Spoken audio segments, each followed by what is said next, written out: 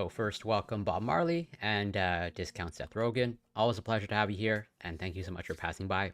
Hope you're doing well. And yeah, I guess Bob Marley, like I said, last moments of freedom, but I'm happy to hear that you have Mondays off. Always nice to have 3-day weekends. I definitely had, uh, I was doing my undergrad semester or two with like Fridays or Mondays, and it was definitely very nice. But then obviously my weeks were a little bit more condensed. Um, but yeah, I'm hoping that your upcoming academic term is going to be successful, which I have no doubt it will be. Hopefully, you're taking classes, at least at this point, that you're taking largely classes that you want to take, as in, you've gotten rid of sort of compulsory, mandatory classes, where definitely, I think as I've shared before, when I was going through my undergrad, like I pretty much did not really enjoy first year, populated with courses that like I have to take. Like part of your degree, it's mandatory, and that I really only, not really only, I largely increased my enjoyment as I was able to take courses like voluntarily. Like, oh, this course seems interesting, and so I want to choose to take it. Like immunology, microbiology, virology, etc. Basically, when I had actual freedom to choose what I wanted, uh, definitely increased my enjoyment. Even though I enjoyed it overall, but also part of the lack of enjoyment was, that when I wasn't able to choose the courses, I didn't perform as well. I could actually choose. Not that I performed poorly, but definitely not as well as I would have wanted, or probably should have been expected. Okay, yeah. So if the UK system is different, I mean, it doesn't surprise me. As in, like, you have. So is it different in that you have more choice, less choice, something totally different? No longer taking classes, and it's some sort of internship or co-op. I don't know, but if you want to share, I'm definitely curious. 'Cause I know that, yeah, some parts of the academic system in the UK are dramatically different. Well, even just in Canada, North America, like it varies by institution. Of like, I definitely know other people with PhDs that they got them in North America, let's say the United States, but the way they got their PhD totally different than the process that I'm used to, or I'm accustomed to. So not just doesn't only vary by region, varies by institution.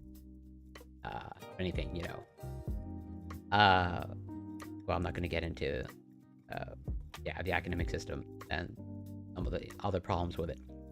But regardless, I am back. This is reporting in. This is day 13 of caffeine free, and pretty much my second night in a row of pretty decent sleep. I think I got a good 6-7 hours last night, and largely unbroken. So, like, my sleep has been slowly improving slash evolving, where it's like, yeah, rewinding like a week and a half ago, I was getting like 2 or 3 hours of sleep. And then now for like the past week, yeah, I'm getting more hours, like on the order of like 5, 6, but it's like broken sleep. Like I'm waking up multiple times. What feels like, just about every 2 hours, but I don't actually know. But then 2 days ago, I think I pretty much like slept like, I think just about all throughout the night. Or I only woke up once. And then I think last night, I think I got it solid like 6 hours, 7 hours. I only woke up once, if memory serves me correct.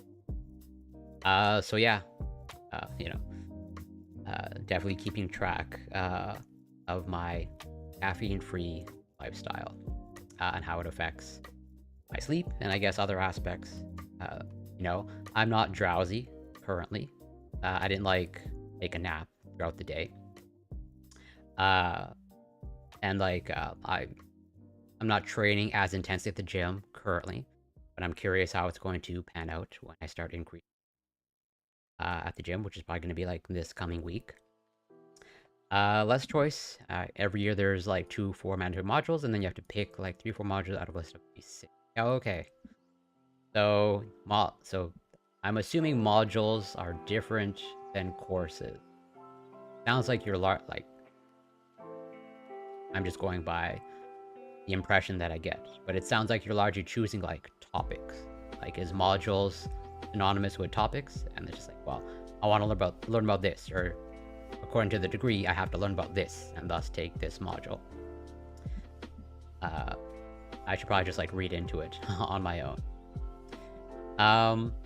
And it seems like I'm definitely not a religious person at all.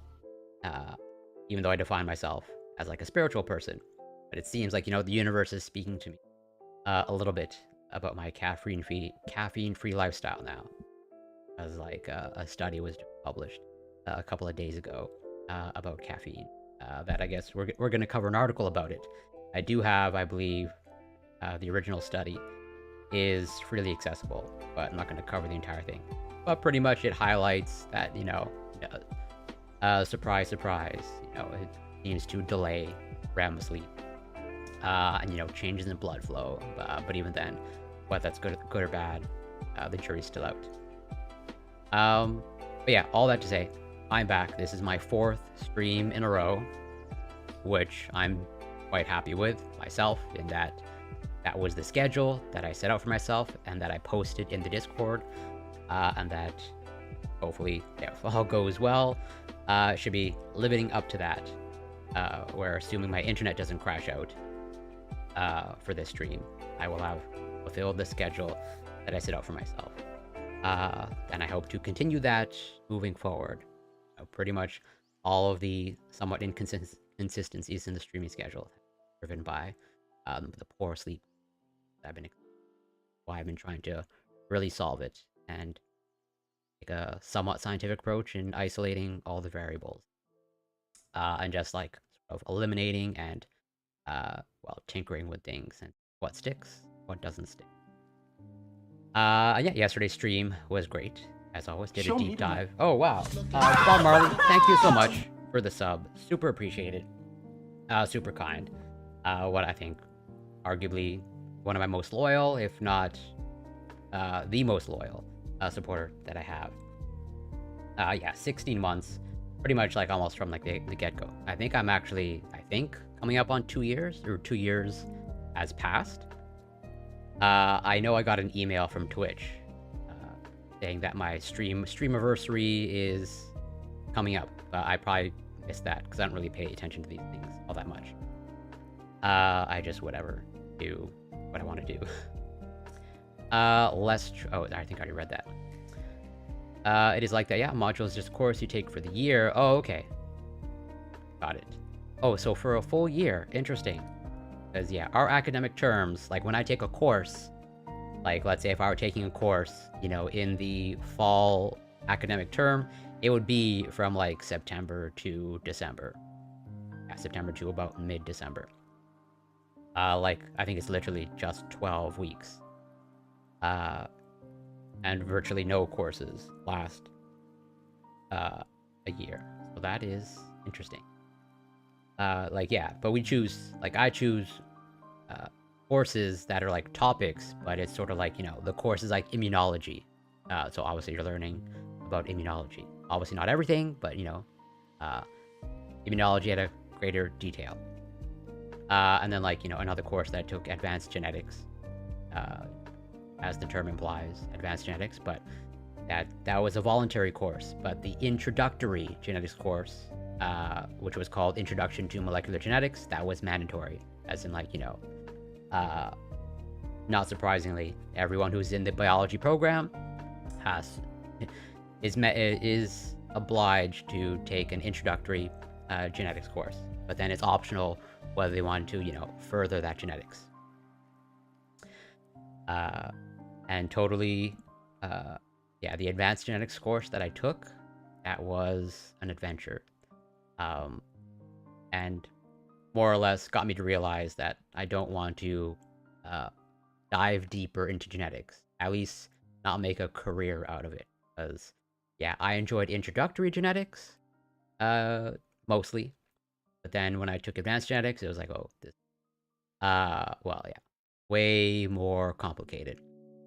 or maybe I'm just an idiot, or both. Who knows? But yeah, that advanced genetics course was totally a challenging course. I did very well in it, and actually, that's like one of the grades that I'm kind of like exceptionally proud of because like compared to the class average, like I was like I think I got like an A or an A plus in that course, which I was surprised by. I was not expecting that, but then like yeah, in comparison to the class average, because like that course was a struggle. I devoted a lot of time to that course to make sure that I did well in it. Like one of the few courses that I really had to like go above and beyond to make sure that I performed well. They recently changed it, actually. I'm the last year that follows this structure. Now we have blocks where you exclusively do one course for like 2 months and then move on to the next. Interesting. Well, I'm curious. I'm hoping that's for the better. I'm all for experimenting with, changing the education system at all levels and hopefully making changes that are evidence-based.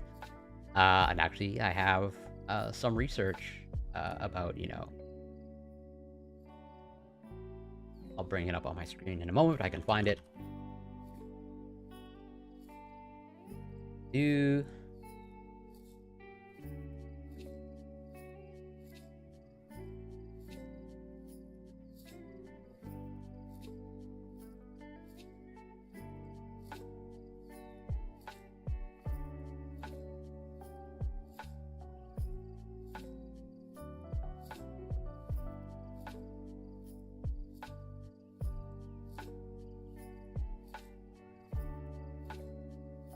Too many papers. Yes. Found it. All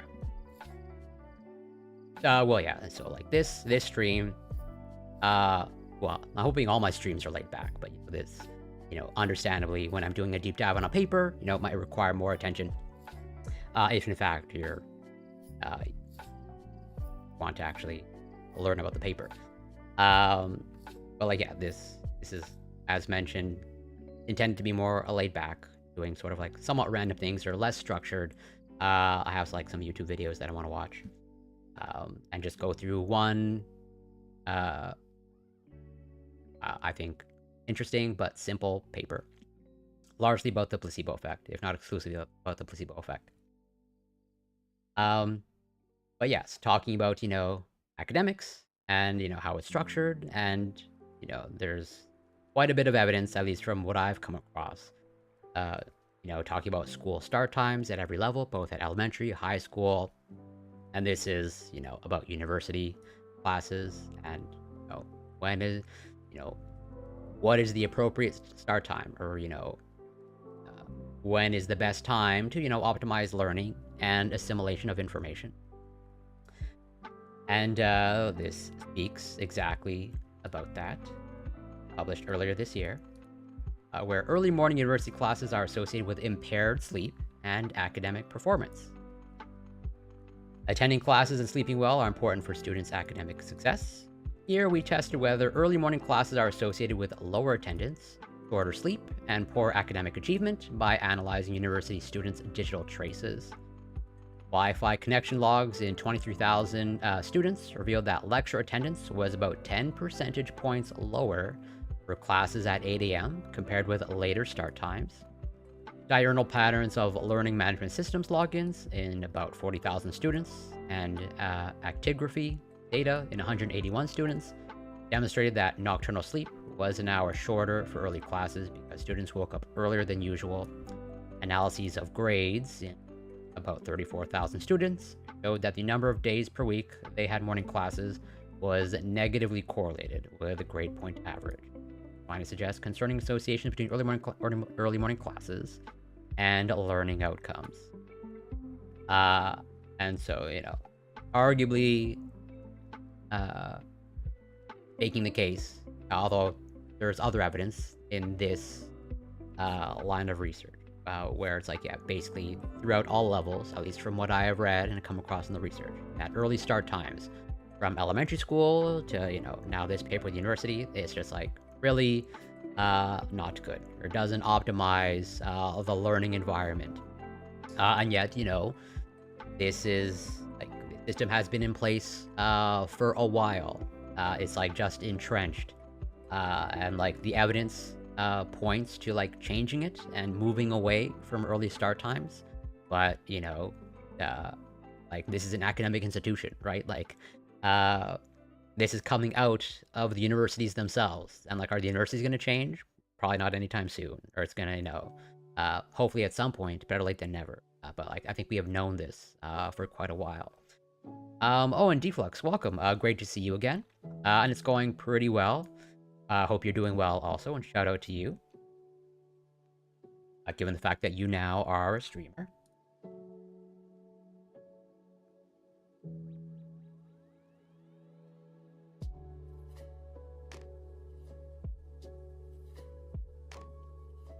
Check out Deflux streams. I believe they do, I guess, largely software development, if I remember correctly. So I assume they're kind of like coding streams or working streams. But what do you, as a PhD student, say to these blocks? Do you think it would have been better for you if you had like 2 months where you had to teach a lot and then had the rest of your year to focus? Yeah, absolutely. 1,000%. And yeah, totally. No, this is the obvious stuff, right? Seth Rogen, where, yeah, no surprise that, especially when it comes to, young kids and teenagers, the developing brain, they need sleep, even though everyone needs sleep, but, largely maybe a little bit more important for the developing brain, maybe. And it's like, yeah, 8 a.m., 7 a.m., or, even 9 a.m. classes, I think is pretty clearly suboptimal. And I think we've known this for a while because, like, this is something that I'm sort of somewhat passionate about. Where it's like, yeah, I think we've known for at least a decade, if not longer, that early start times, particularly for kids, teenagers, and like young adults, detrimental. Not only detrimental, I think, to, I think their health to some extent, based off the lack of sleep, but also detrimental to like the learning environment, or like not conducive to learning. Almost like arguably setting them up for maybe not failure, but not as much success as they could have. And is on paper, it seems like a simple change, especially at university, right? Where I think there's much greater flexibility at university, or I think it should be a much easier change because, well, generally speaking, at university, you're dealing with adults, okay, and understandably, many people, or rather parents, use school or like rely on their kids going to school early so that they can go to work. I think that should be much less of an issue for university. And like, this is just like a simple, I think, administrative issue that could be solved. They're probably not going to do that, even though I think the evidence is pretty clear and robust. But yeah, to your question, Bob Marley, totally, at least in my experience, and at least based off the experience of my colleagues, it would totally be better if it was separated by blocks, because it absolutely is, at least for me, like a challenge. I don't do teaching anymore, but when I was, like, it is totally a challenge to like teach, be a teaching assistant, and then do research, and then especially when I first started graduate school, doing classes, okay, like as part of the graduate program, there's a small number of classes that you do have to take. Okay, not a lot. It's like 6 in total for the PhD, and so it's like one class per academic term, but it's still a decent amount of time, because like on paper you're supposed to be doing research like full time, and then I have about 12 hours per week devoted to teaching / office hours and seeing students. And I'm definitely not to like brag, but like this is the reality of like I'm definitely one of the TAs that students come to see, and if anything, go out of their way to seek me out. Not necessarily because like I'm super good. Very often driven by other teaching assistants not doing their job or like not showing up to their office hours. And so since I actually show up to my office hours and respond to emails, I just end up picking up the slack for other teaching assistants that don't arguably do their job. But that's you. And so it's like, yeah, that is a lot to balance. In addition to, like, I still go to the gym, okay? Uh, and like that is a pillar of my life. That is like, if I can help it, that's not going to change. I will always be like working out like virtually every day for at least an hour a day, if not more. And so like that's also like a time commitment. Obviously, you know, it's not part of the degree, but it's part of my life. And so juggling all those things, definitely a challenge, 1000%. And not necessarily a challenge that I particularly enjoy, or like it's conducive to carrying out good, high quality research. So totally, if it was a little bit more separated, where it's like, you know, this is your teaching block and you're just doing that, like that would be great. And then like this is your research block, like now it's just devoted to research. That would be great too. I mean, there were times where I sort of had that by happenstance, or by, let's say, me being somewhat fortunate, in that, you know, I was lucky to secure a decent amount of scholarships. And so since I had extra funding, thankfully, as a result of the scholarships, I didn't need the extra income from teaching, so I could forego teaching. And it was definitely nice, just focus on research, and be productive with the research. But this is not to say that I don't enjoy the teaching aspect. I do. It's just like, you know, the expectation of what you're supposed to be doing and like your productivity, like the teaching you do doesn't count towards your productivity and the degree. That is just like the department's way of giving you a way to make money and sustain yourself. Where it's like, yeah, it doesn't count towards like teaching credits. It's literally just like basically your employment. And it's an excuse for them to like give you some sort of extra money if you choose to. So like, and I actually enjoy the teaching aspect. I enjoy engaging with students. Of the students that, you know, that actually want to learn, and, you know, come to see me to actually learn, as opposed to just getting fed answers. Like that, arguably, that's like some of the most rewarding aspects for me.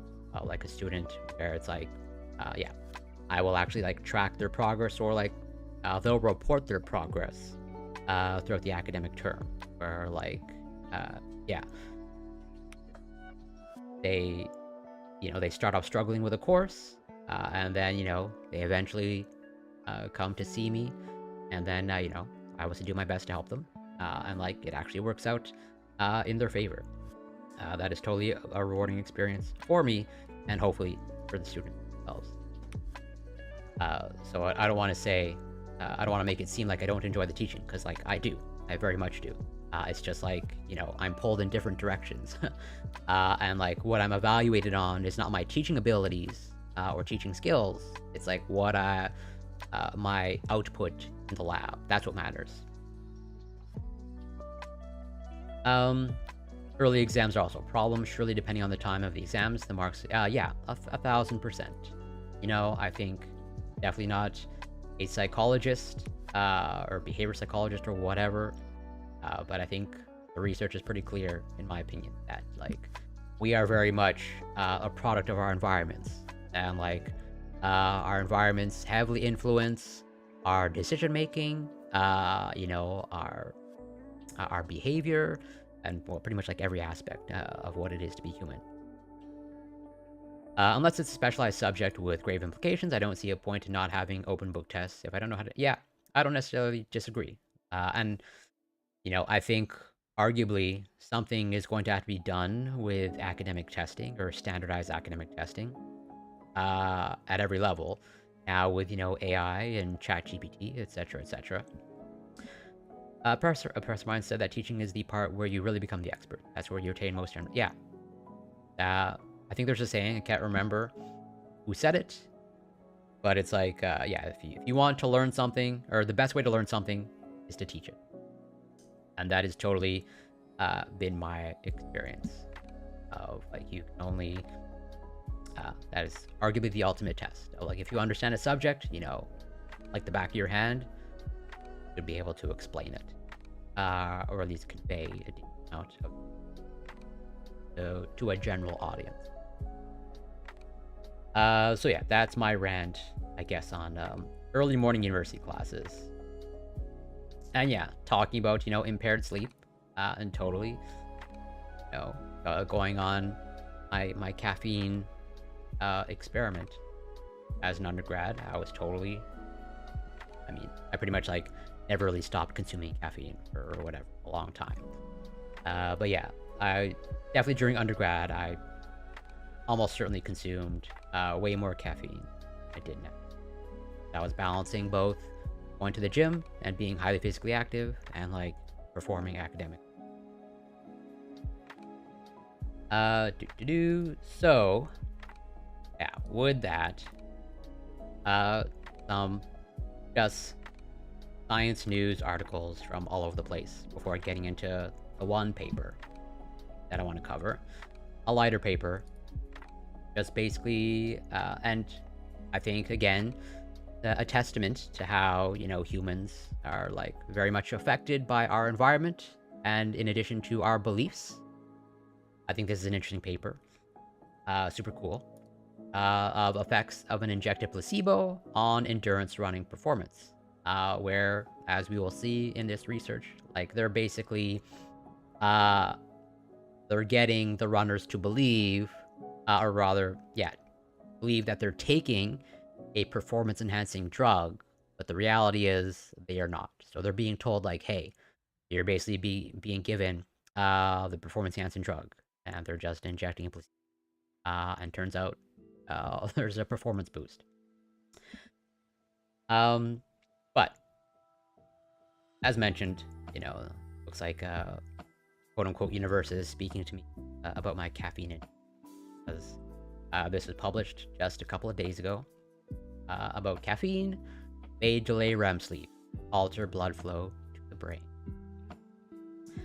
As much as half of the global population has trouble sleeping. However, proper sleep is vital for good overall health. While using caffeine for energy during the day can help, it may lead to further sleep issues. Yeah, obviously, I have complained over and over for the past month or so of sleep issues, but I've been consuming caffeine for way longer than the past couple of months. So it's hard for me to explain, or what exactly is going on. Maybe just, the caffeine is cut out to me, or something else has changed, whatever. I'm different today than I was 5-10 years ago. So I don't know, maybe something has changed at some level that I don't know about. But whatever. So far, my experiment appears to be working at cutting out caffeine. Has led to sleep improvements. And I plan to further the experiment for who knows how long. But researchers have now found further evidence that caffeine affects sleep patterns and even brain blood flow via a mouse model. The researchers observed that caffeine delayed the onset of REM sleep, but made mice sleep more solidly. If you have trouble sleeping, you're not alone. As much as half of the world's population has insomnia. That is essentially what I've been struggling with the past 6 weeks. Basically, trouble getting to sleep, and then trouble staying. And getting enough shut-eye each day is vital for health. Previous research has linked sleep deficits to 7 of the 15 leading causes of death in the US, including diabetes, cardiovascular disease, high blood pressure, and accidents. When people are tired during the day from a lack of proper sleep, Many times they will reach for something to give them energy. Many times this is a drink containing caffeine, such as coffee, tea, or an energy drink. Just like, yeah, I did not consume coffee because I hate coffee, nor tea, not really much of a tea drink, except for maybe. But yeah, I largely consume not an energy drink, but pre-workout, which is basically just, powdered energy drink, with, whatever, random stuff, that is largely, whatever, placebo effects. However, caffeine's stimulatory effects are not permanent, and previous research shows caffeine intake can lead to further sleeping issues. Now, researchers from the University of California, Los Angeles, have found further evidence that caffeine affects sleep patterns and even brain blood flow via a mouse model. And the original study is free to access, and I briefly perused it. I'm not going to dissect it here. But yeah, the main findings are actually, the caffeine appears to be affecting sleep, but this is a mouse model. But even then, the effects appear to be minor. So it's it delays REM sleep, but if I remember from the study correctly, when they actually assess the total amount of time that the mice, in this case, spend in REM sleep, actually doesn't appear to be different than the mice not taking caffeine. It's they're both getting, for example, 2 hours, random number, of REM sleep. But it's just that the caffeine, the mice that are consuming caffeine, they just get to the REM sleeping stage later. Now, whether that is detrimental or not, I think, if I remember correctly from the discussion, that's an open question. Yeah, just delaying REM sleep, whether that's good or bad, remains. And then there's changes in blood flow, but even then, I think, if I remember correctly, some regions of the brain had increases in blood flow. Or rather, I think it was the extent that, some regions in the brain experienced decreases in blood flow, but then the body compensated, and it resulted in increases in blood flow in other regions of the brain, or something to that effect, where it wasn't this super dramatic effect. Oh, Moon, welcome. Great to see you. Thank you so much for passing by. Hope you're doing well. I've had similar experience recently with coffee and sleep. I just bought a weighted blanket from Amazon. Yeah. So, I've definitely been trying to focus on sleep hygiene for the past, month or so. Where, I bought an eye mask, even though I sleep in the dark with the blinds shut.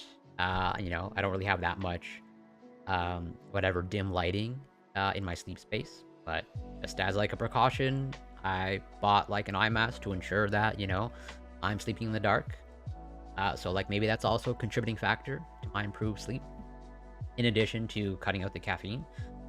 But either way, I'm just trying things out. And yeah, I know many people wear these weighted blankets, and they use them for a variety of things, for managing, some anxiety, etc., etc. And I guess in your case, hopefully improving your sleep. Oh, okay. If you want, I should probably just look it up, but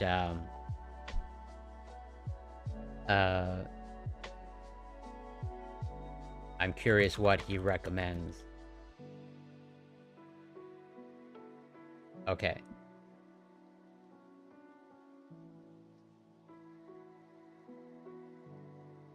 So yeah, I know this magnesium thing. Don't really know this. Theanine, yeah, sort of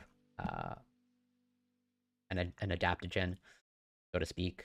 I think if I remember correctly, purported to I think increase alpha brain waves or some sort of brain wave. L-theanine.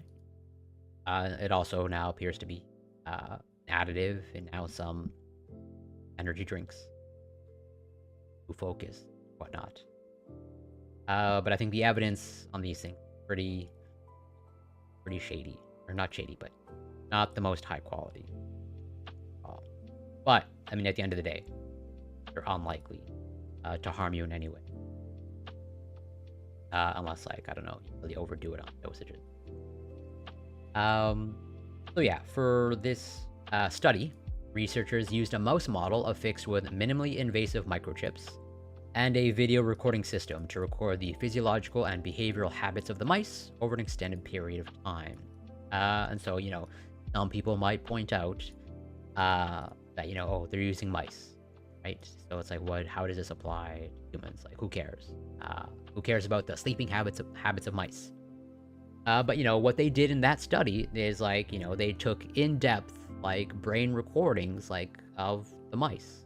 Because, like, we carry out invasive studies on mice without their consent, because we don't we don't take that into account. So like that is like the trade-off. It's like, we can do, sort of like a deep brain, get high quality data from the mice, okay, but it's mice. Or, and we can control their environment, we can put the mice in a sleep lab, or like whatever, the caged sleep labs.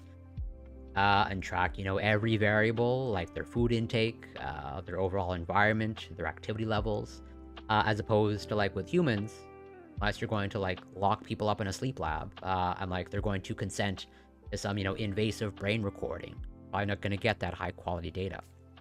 Or you're very unlikely to get that high quality data, at least not from, hundreds of people, as opposed to, again, working with mice. You could probably do it on like dozens, if not hundreds of mice. Which I can't remember how many mice they included. But that is essentially the trade-off. Because, as mentioned in the article, they're measuring blood flow, okay? And so that requires usually some sort of invasive instrumentation to track. But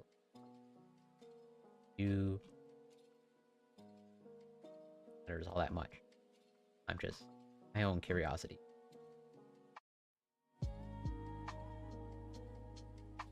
Yeah, so a microchip recording system was glued to the skull above the sensory cortex.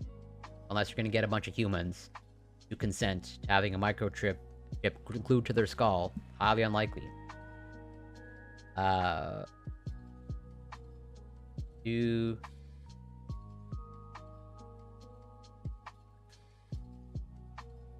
Okay, yeah, so a handful of mice. 4 mice.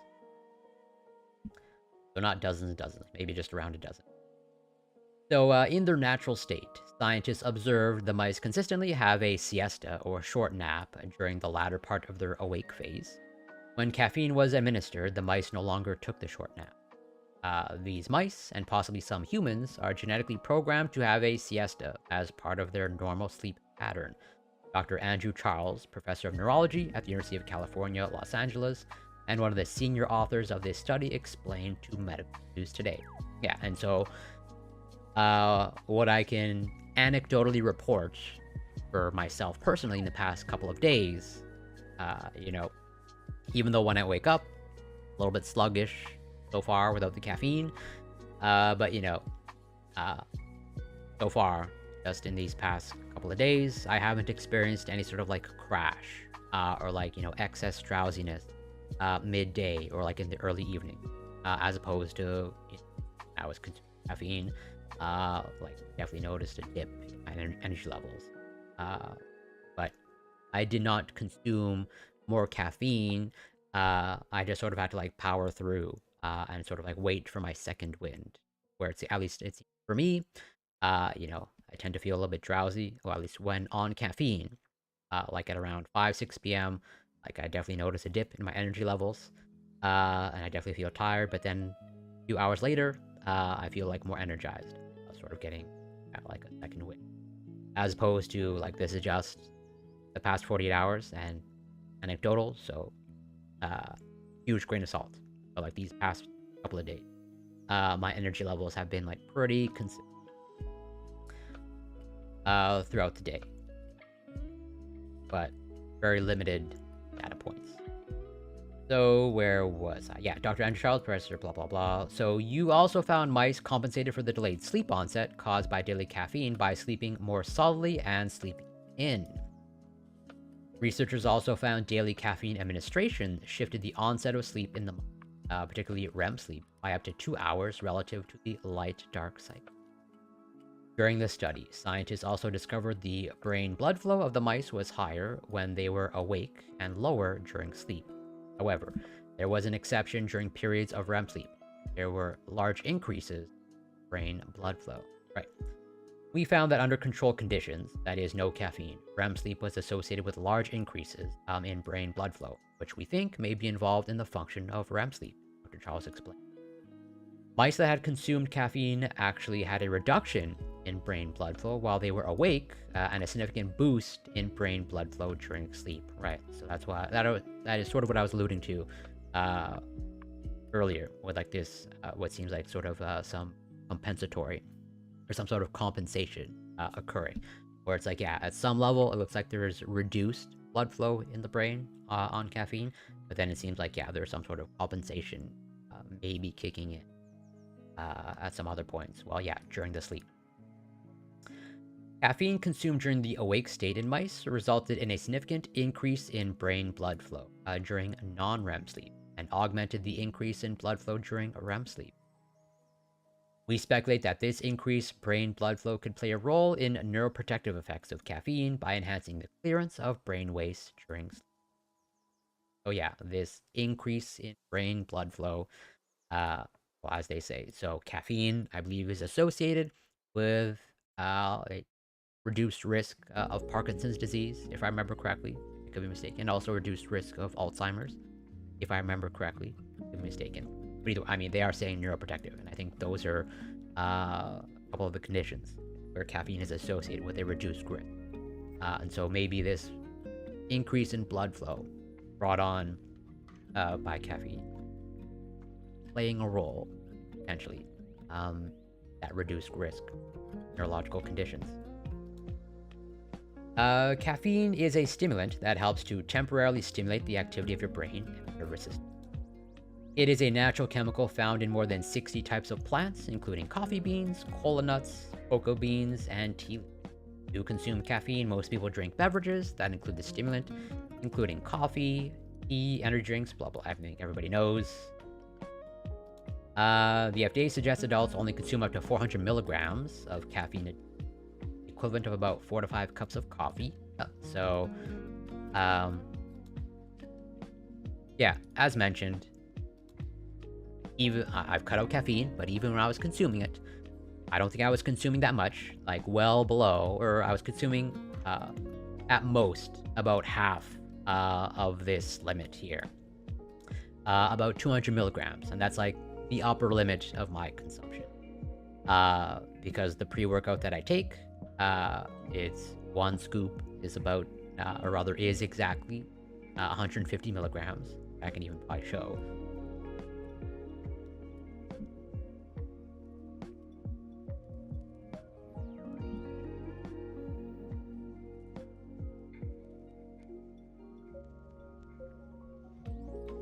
Do-do-do.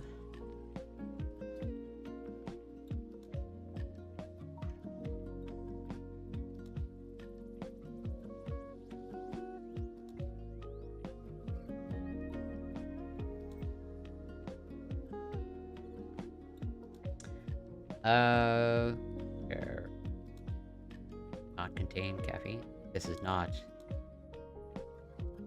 Oh, yeah. Show me the money. Oh, wow. Thank you so much. Boy Meets Mini, and welcome. Thank you so much for the subscription. Yeah, 21 months, 2 years. Super generous. Can't thank you enough. And also, shout out to Boy Meets Mini. Hope you're doing well. Great to see you.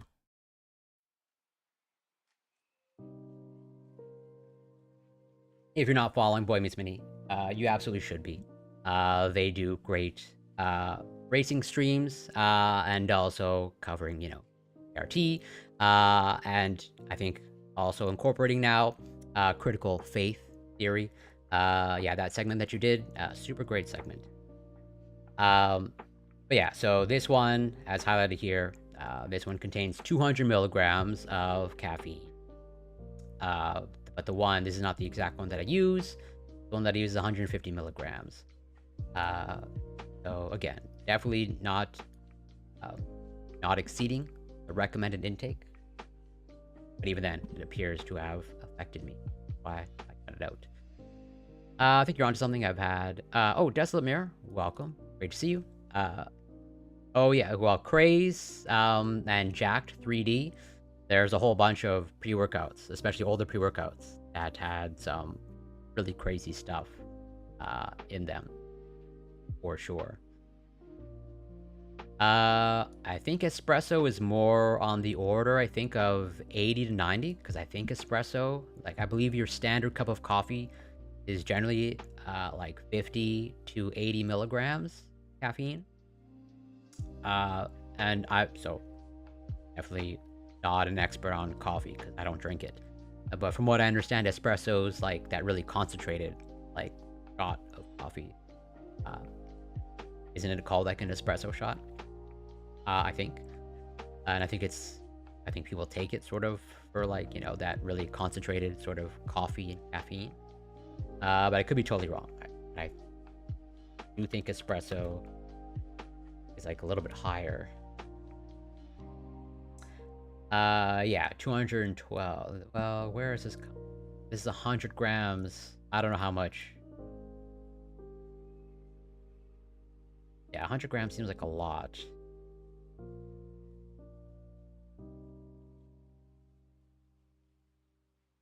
I don't know what the standard.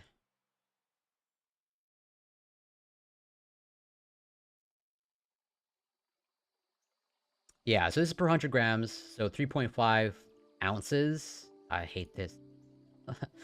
As a scientist, I have never. I don't know what ounces really mean. Give me milliliters. Give me microliters. I'll even take that. I have a better idea if it's in microliters or even like nanoliters, ounces. Okay, yeah, per 30 ml. That makes sense. It's like, yeah, from what I understand, an espresso shot is like really small. So like, yeah. So half a cup, or rather a full cup is like 8 ounces, I think. So this is like half a cup, so that seems much larger, I think. So yeah, that makes sense per 30 ml. Yeah, an espresso shot is supposed to be really small. So yeah, that makes sense.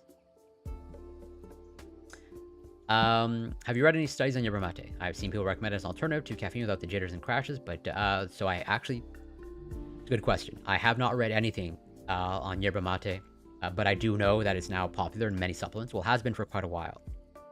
And even some pre-workout powders have incorporated it. But I probably I mean, well, I'm not looking necessarily right now for other stimulants, even like the non-jittery ones. Just, you know, I want to play around with things. But I probably should look into it. Yeah. I might just buy on my next stream. Just cover some of the research. Never mind. Definitely curious.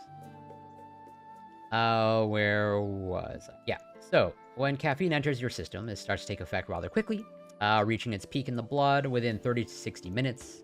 The effects of caffeine can include increased heart rate. I think everybody knows that.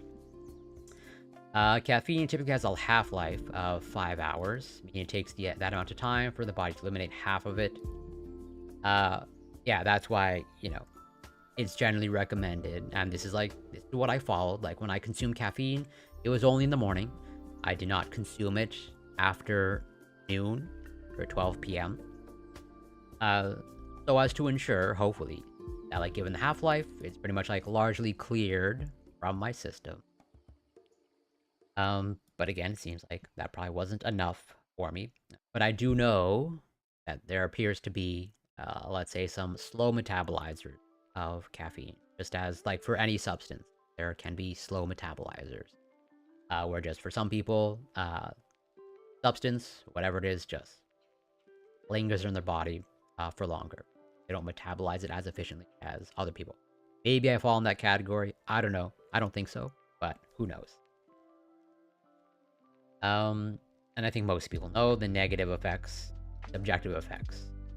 Much caffeine, no headache, yeah, nervousness, blah, blah, blah. Past studies show moderate caffeine consumption can have a positive effect on weight loss and sports performance, and may help protect the body against diseases such as Alzheimer's disease, yeah, liver disease, even some types of cancer.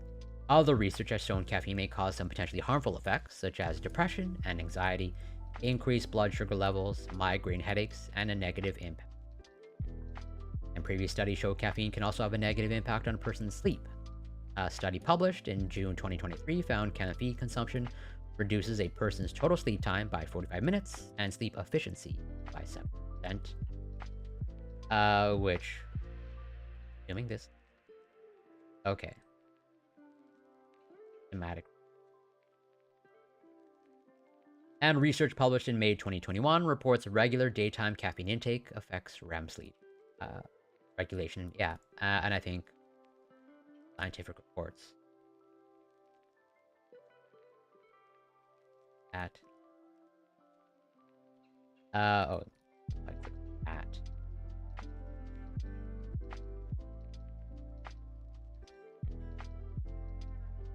I don't know. Either way,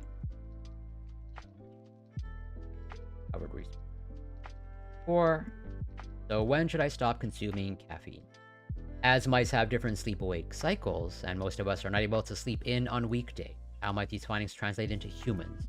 We stop consuming caffeine after 2 p.m. And I stopped even before this. Many individuals perceive that caffeine, particularly if consumed later in the day, interferes with their sleep quality. Dr. Charles answered. Our studies show that caffeine delays the onset of sleep, and particularly REM sleep, but once the mice fall asleep, they in fact slept more solidly, and they compensated for the delayed onset of sleep by sleeping later in their morning. So yeah, it seems like there's this compensation, mechanism coming into play. For the majority of us who are not able to sleep later on most days, this delayed onset of sleep due to caffeine consumption could be disruptive, which may explain why for some individuals, limiting caffeine to the morning hours is important to avoid sleep onset. Dr. Monique May, a board-certified family physician and medical advisor for Aeroflow Sleep, who was not involved in this study, told Medical News Today, it is hard to give definitive suggestions for humans based on this data, as the study size was small and the 24-hour day-night cycle with 12 hours lights on and 12 hours lights off is not likely to be typical for most adults in society. In general, the recommendation is to cut off caffeine 4 to 6 hours before your bedtime. I cut it off basically 12 hours before my bed. However, that number may need to be increased based on factors such as age, one's metabolism, there appear to be low metabolizers, underlying medical conditions, how much caffeine one drinks, and whether one smokes cigarettes. And because the effects of caffeine can last for a few hours, Dr. Michael Gallo, a sleep medicine physician at Baptist Health South Florida, suggested only consuming caffeine in the morning and at least 12 hours before your bedtime. I think that's the exact sort of protocol that I used to follow. I consume caffeine. It is possible caffeine can delay your sleep onset and disrupt your sleep architecture if you drink coffee or consume anything caffeinated within 20. Yes. Adenosine receptors. Stress. Yeah, that's the end. I mean, I don't think there's anything super groundbreaking or that people don't generally already know. If you consume caffeine, better consume it earlier than later. And even then, maybe some mild effect for sleep. But there's also the fact that, I mentioned, there's this neuroprotective effect of associated with a reduced risk of Alzheimer's disease, Parkinson's. At the end of the day, consuming caffeine, not the worst thing, regardless, whatever its effects. So, moving on, and want to make sure that I cover the one thing that I put in my stream title that I said I was going to cover.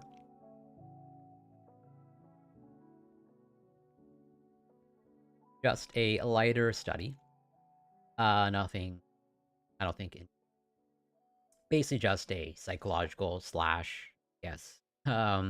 sports exercise science study on basically the placebo effect, maybe the power or a testament to the power of the placebo effect, and that just power of belief can maybe boost your performance. And I've covered somewhat similar research to this past. I covered pretty much this study in depth, where the presence of spotters improves bench press performance. And this is a deception study, where it's not like, so there's both like the presence of a spotter, like, yeah, no surprise, a spotter can help you bench more, okay? There's like the spotters there to help you maybe give you a little bit of a boost, or like jump in when you really need it. But like this is a deception study of like just the presence of a spotter, okay? And even then, just the illusion of a presence of a spotter was enough to like give a performance boost. Of like when people thought that they were getting a spotter, but the reality was there wasn't actually a spotter, actually allowed them to bench more on average. Obviously, there's some variations. That was the overall main finding. Like just getting people to believe that they have a spotter there that's ready to support them if they need it, can result in a performance boost.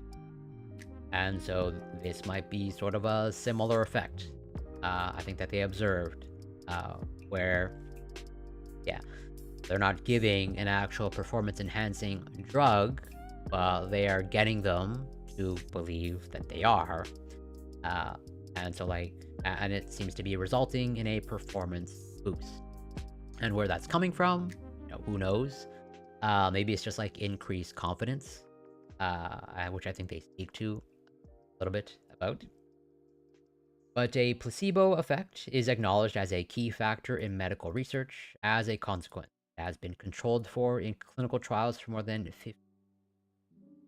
Placebo effect has also been recognized in the context of sports performance, with a number of studies reporting statistically significant improvements in endurance, sprint, or strength performance with placebo interventions.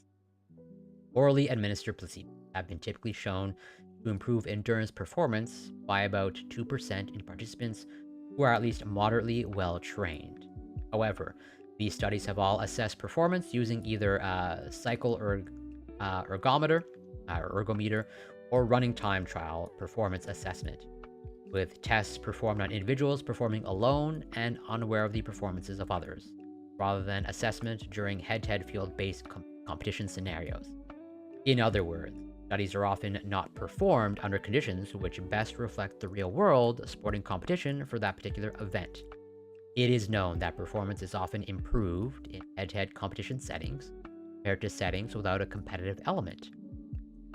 The mechanisms responsible for this competition effect are not fully understood, but could conceivably be explained in the context of the psychobiological model, which applies motivational intensity theory to a sporting context. The marketing of drinks and supplements plays on this effect very well. For example, Prime is, yeah, definitely. I know. I think that's from whatever, one of the Jake Paul or Logan Paul. I don't know. I can't really tell them apart. Or rather, I don't separate them in my mind because I don't really know anything about them. Other than they just seem like kind of ridiculous. But yeah, I know that basically, from what I can tell, or even looking at the nutritional label of the Prime, the hydration, yeah, it just seemed pretty much just like a marketing scam. And I mean, this is just a thing with pretty much just virtually everything in the health and fitness supplementation world, where it's mostly marketing gimmicks and unsubstantiated claims, or like claims really made based off of really poor quality evidence. Yeah, totally. For sure. There are legitimate hydration supplements, but they're the ones that are typically like the lesser known ones, except for maybe like a Gatorade. That does seem to be sort of more research backed, or like what the ingredients in Gatorade, like there's an actual intention to like actually hydrate and replenish electrolyte. Motivational intensity theory predicts that maximal exercise tolerance increases when either perception of effort is reduced or potential motivation, that is, the greatest effort an individual is prepared to exert, is increased.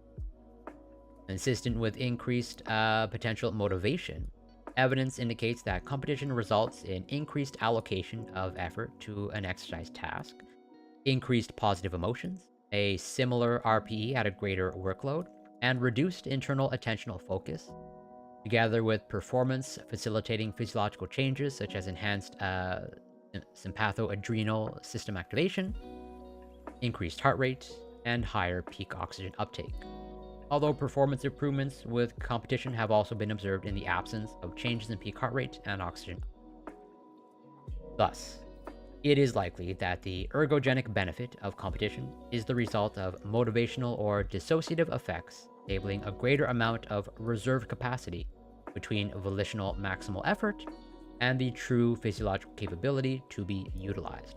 So they're pretty much trying to provide an explanation as to why you see this like boost in performance for most people when there's this competitive aspect to it.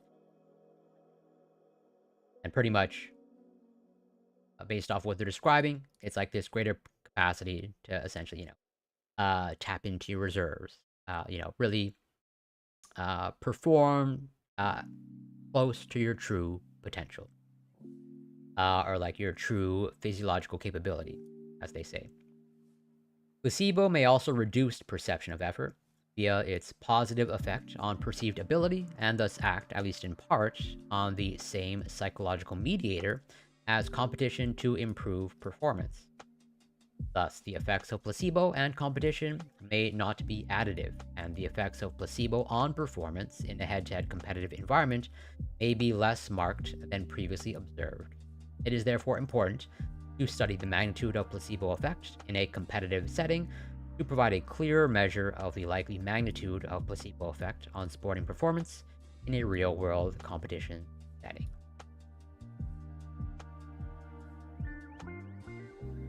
So, increasing use of performance-enhancing drugs, both elite level and recreational level sports, has been reported. Like, yeah, this is true based off also my digging in the research. I have quite a lot of research on, well, largely steroid use, both in competitive athletes, but largely even just recreational strength training athletes, especially for young men. Yeah, steroid and performance-enhancing drug use just appears to be increasing, which I don't think is a good thing. I think that's a bad sign. Welcome to Flavor Country. Cool for UB. Thank you so much for the follow. Welcome. Nice to have you here. Hope you're doing well. I apologize if I mispronounced your username. But yeah, glad to have you here. We're going over this study on, well, as highlighted in the stream title, effects of injected placebo on endurance running performance. So, one such drug, which the World Anti-Doping Code bans for use in sports, is recombinant human erythropoietin, or EPO.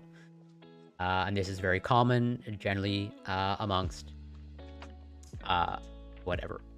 aerobic athletes, or basically activities or athletic events that require greater aerobic capacity and aerobic fitness, because erythropoietin, or EPO, stimulates the production of red blood cells, and thus a greater capacity to basically carry out oxygens or deliver oxygen to, the cells and tissue that need it. Because, yeah, red blood cells, they contain hemoglobin, which contains iron, and that is largely responsible for, part of the red tint or the red coloring of your blood, and part of the metallic taste of blood, where it's like, yeah, you just have more red blood cells and thus a greater capacity to carry out oxygen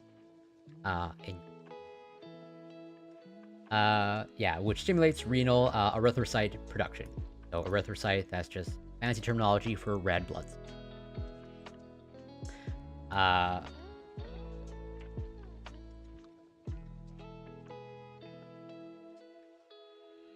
yeah, erythrocytes. Red blood cells, and they contain hemoglobin, carries oxygen. And so, yeah, this erythropoietin, or EPO, just basically stimulates the production, basically making more of these red blood cells. Studies have shown that recombinant human EPO administration increases hematocrit, which in turn can lead to an increase in oxygen carrying capacity of between 7 and 13%. Such impact often also results in improvement of endurance performance in athletes. However, studies on the effects of recombinant human EPO administration on sporting performance in field-based tests are limited, and no study has assessed its effects on performance in a placebo-controlled trial using a field-based head-to-head competition setting. Such studies are needed to assess the true effects of recombinant human EPO on real-life sporting performance. So a key feature of human EPO administration is that it is given by injection. So yeah, well, I'm just going to leave out the recombinant. I mean, recombinant just basically means, synthetically derived. Basically not grown, but made in a lab. But yeah, clear evidence from clinical medicine indicates that the route of delivery is a key mediator of the size of a placebo effect, with placebos administered by injection inducing larger effects than placebos administered orally. Which is, yeah, again, super interesting. And again, I think just like further testament of how much we are affected by our environment. And just as they're explicitly saying, just even how you give a placebo, whether by injection or orally, can be a variable in how much, whatever, it affects the person. Or, you presumably have this greater effect when it's injected, because just like, I think, for most people, they see an injection as, like, more serious, directly into your system. As opposed to, like, when it's orally administered, a little bit of a disconnect. Like, it has to be, digested, metabolized, etc., etc. For example, Benedetti et al. Effectively demonstrated that an intramuscular placebo injection improved pain tolerance to a greater extent than oral placebo administration. It is therefore conceivable that at least some of the performance benefits of EPO administration could be attributable to an additional conditioned response related to route of administration. However, Benedetti et al. Did not include any measure of physical performance and do not involve competitive athletes. In the context of sports performance, only one study, to our knowledge, has assessed the effect of an injected placebo and spinal injection, purporting to be fentanyl, opioid analgesic, on endurance sporting performance. This study found no effect of placebo on 5-kilometer cycling performance. However, there has been subsequent criticism of the efficacy of the placebo procedure employed, as it was argued that the leg pain experienced during the placebo cycling time trial, which would not have been experienced with fentanyl, may have unmasked the sham nature of the placebo intervention. Okay, interesting. So basically, it wasn't really like a blinded experiment. The fact that, no effect. Argued that leg pain. Oh, okay, yeah. As in, they're gonna clue in, because, as you're cycling, and I guess cycling intensely, maybe approaching fatigue, the pain and discomfort sets in. And so if you're giving a painkiller, an analgesic, might be delaying, or if not, like, fully eliminating the pain and discomfort that sits in. And so people might clue in, like, oh, I'm actually receiving, fentanyl. Sort of going back to what we covered a couple of streams ago with psychedelics and the difficulty in doing a truly blinded experiment with psychedelics. Can you give sham MDMA?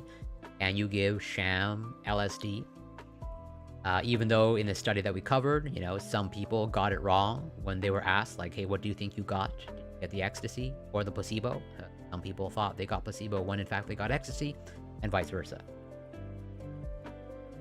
Thus, to our knowledge, there have been no appropriately designed studies assessing the effect of an injected placebo, purporting to be a performance-enhancing ergogenic aid, on endurance performance. The aim of this study was therefore to quantify the magnitude of the placebo effect of an injected placebo, we call the oxy-RBX, reporting to have a similar effect as human EPO on endurance running performance in a field-based head-to-head competition setting. In addition, to further the qualitative understanding of how placebo injections may influence endurance running performance, research team members recorded detailed notes of any comments made to them by participants about their perceptions and experiences of training and competition during the study. On completion of the study, participants were interviewed in depth about their experiences of taking oxy-RBX. So, getting a little, I don't know if we're going to dissect the entirety of the methodology. Probably not.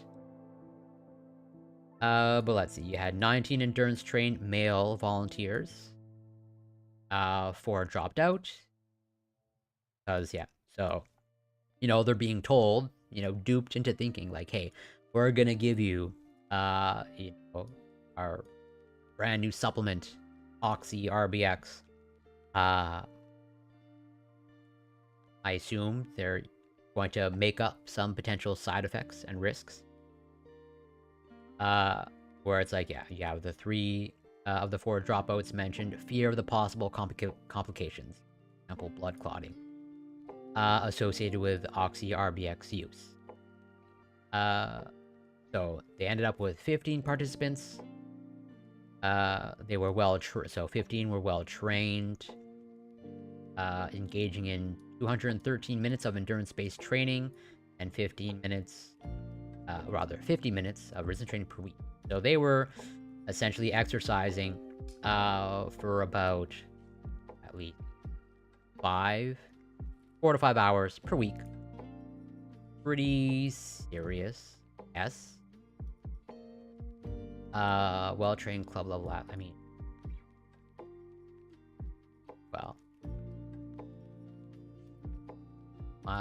my workout sessions, although there's a pretty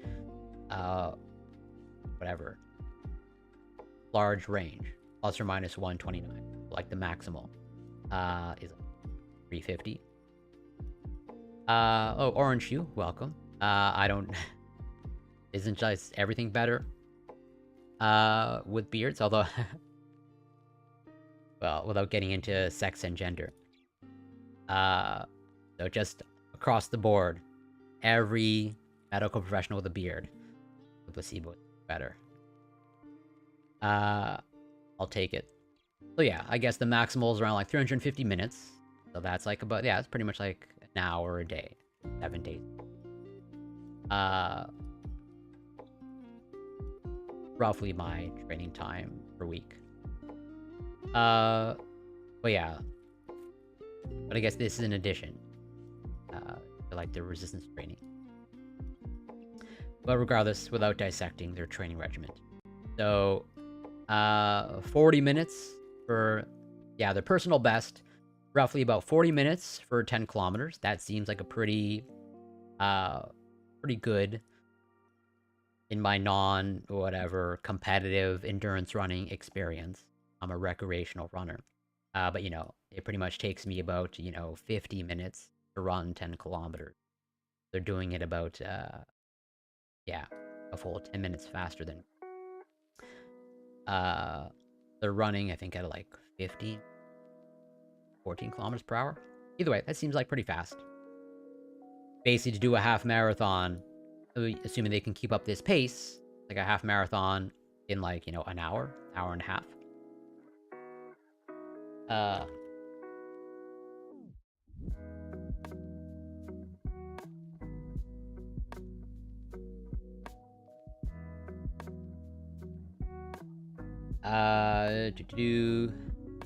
Even whatever. I'll just take this random.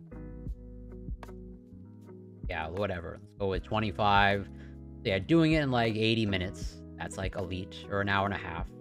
That's elite. So yeah, it seems like they're like pretty much up there again.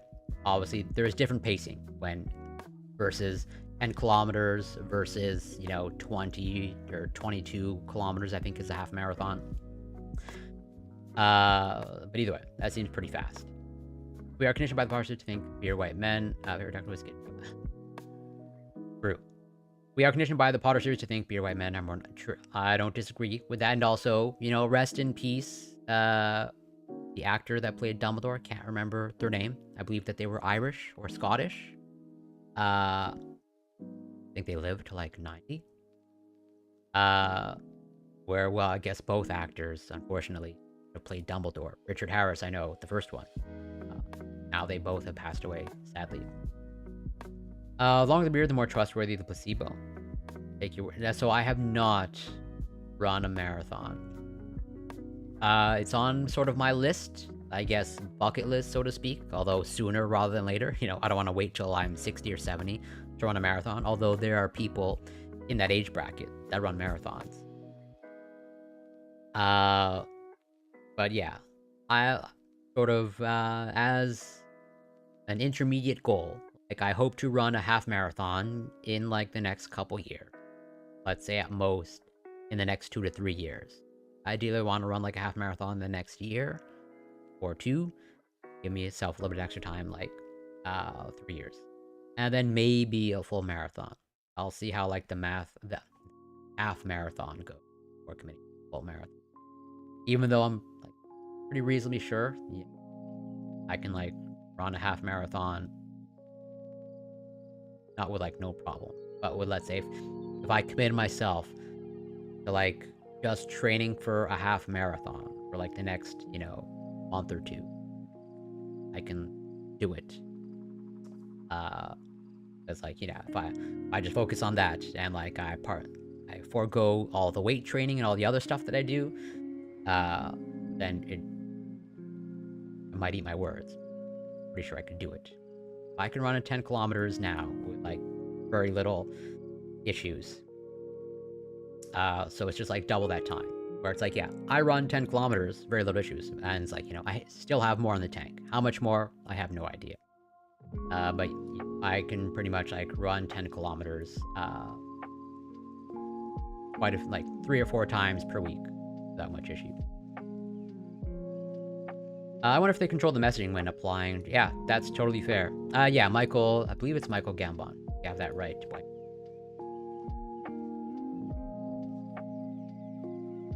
Which, yeah, it passed away at 83. Yeah, 82, 83.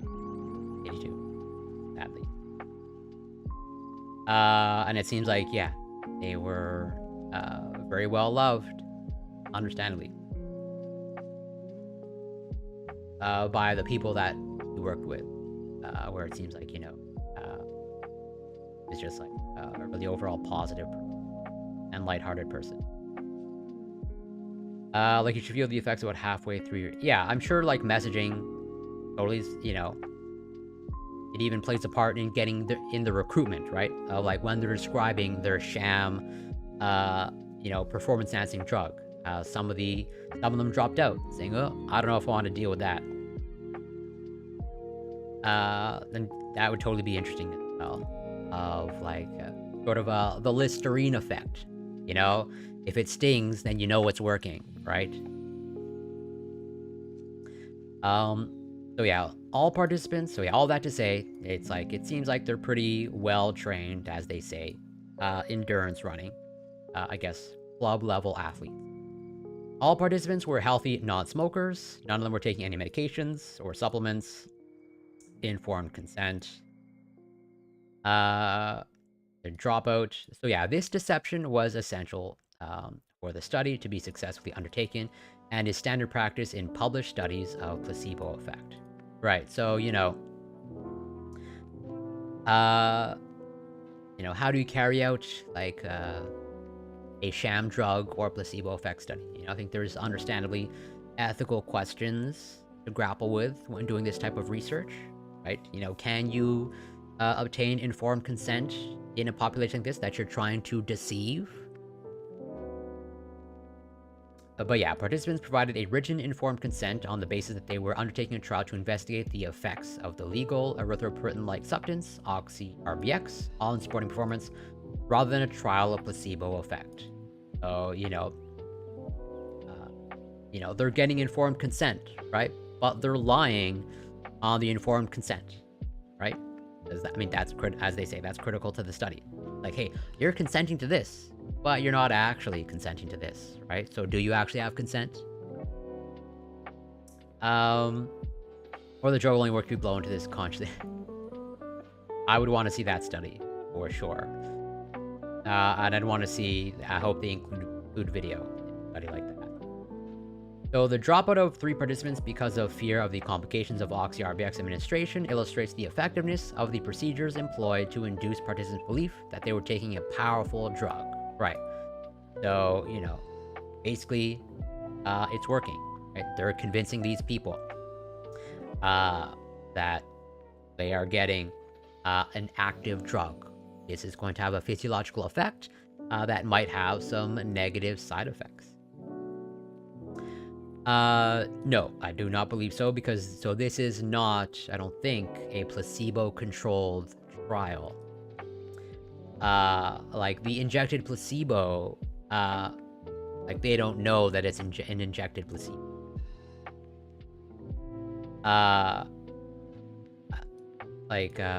Pretty much,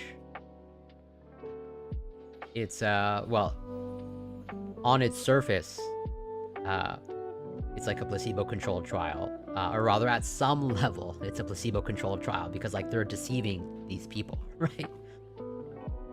So, like, there is a group that is, not getting anything.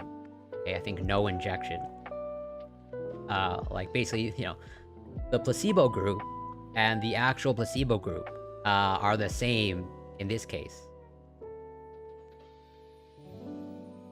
But the ones who are, receiving the oxy-RBX, like, they are being informed that they're actually getting it, as in this is a 100% chance that you are, if you sign up to this, you are getting this.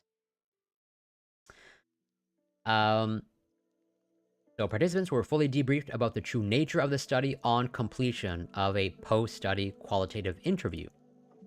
So yeah, that makes sense. They're only unblinded. Or like, the magician is revealing the tricks at the end of the study. No. Oxy, because I believe it's basically, they're saying, like, this oxy-RBX is, I believe they're more or less marketing it as an EPO, human erythropoietin, which is technically legal, but is, generally speaking, is a banned substance in the competitive athletic world. Yeah, like, it really is like a sham. That's why they put it in quotes here. They're taking oxy-RBX. Totally made up.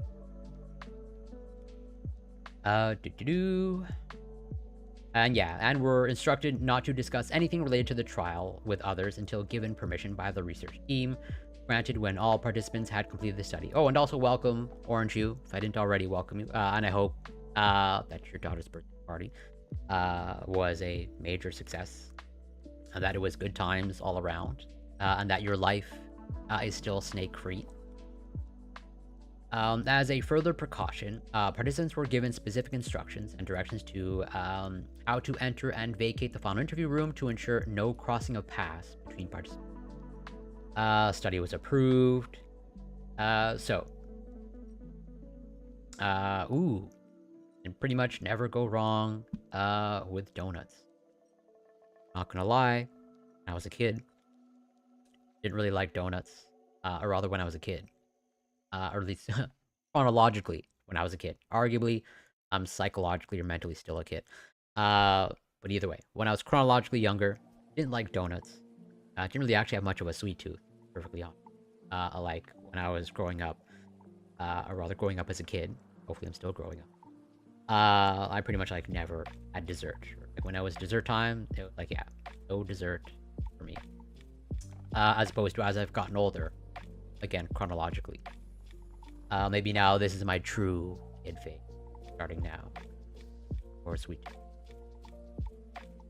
So before the commencement performance trials, the effects of human EPO administration on exercise performance were described to participants. And well, it's actually makes me think to ask the question of like whatever favorite donuts. Hopefully your guest brought a variety, but just about any donut is a good donut. But I'm not gonna lie, custard-filled donuts not my jam at all. Actually, I think those are kind of handstand custard-filled donuts. Largely a texture thing. And in true Canadian fashion, a good old maple donut is definitely pretty much I think my favorite. I'm not sure if I'm familiar. Ooh, I'd have to really try it to judge. Like cream filled, but so like the peanut butter, pretty much anything peanut butter is great to me. I'll put peanut butter on anything. Not that it matters. But yeah. But if it's like peanut butter cream filled, that makes me a little bit skeptical, but I'd be willing to give it a try. Where was it? Oh yes, and discussions concerning its alleged use, particularly among elite cyclists. Okay, array of donuts. Got it. Each preliminary study brief was carried out by the same investigator on a one-on-one basis and followed a semi-structured approach. Participants were initially provided with a detailed information sheet about the study, described as a study to assess the effects of oxy-RBX on sporting performance in well-trained individuals, and a drug information sheet on oxy-RBX describing its purported effects, dosage, and safety information. So yeah, here they go through the potential side effects. Not a matrix. Well, if you're talking about the actual mathematical matrix, not the worst thing in the world to have a matrix of donuts. But if you mean the matrix of like these are sham donuts in the matrix, and like yeah, I want the real thing. So what are the potential side effects? Potential side effects that they are saying that oxy-RBX has. For example, rash, hives, itching, difficulty breathing, tightness in the chest, swelling of the mouth, face, lips, or tongue were also described, but it was emphasized that these were extremely rare, less than 1 case in a million. So this is actually like exceptionally rare. Participants were encouraged to ask questions and to discuss issues or topics of the study that were important to them to ensure an effective, tailored priming process for each individual. This briefing process was carried out in order to reinforce beliefs on the effects of oxy-RBX on exercise performance and the similarity of these effects to those of human EPO. Oh yeah, you're probably right.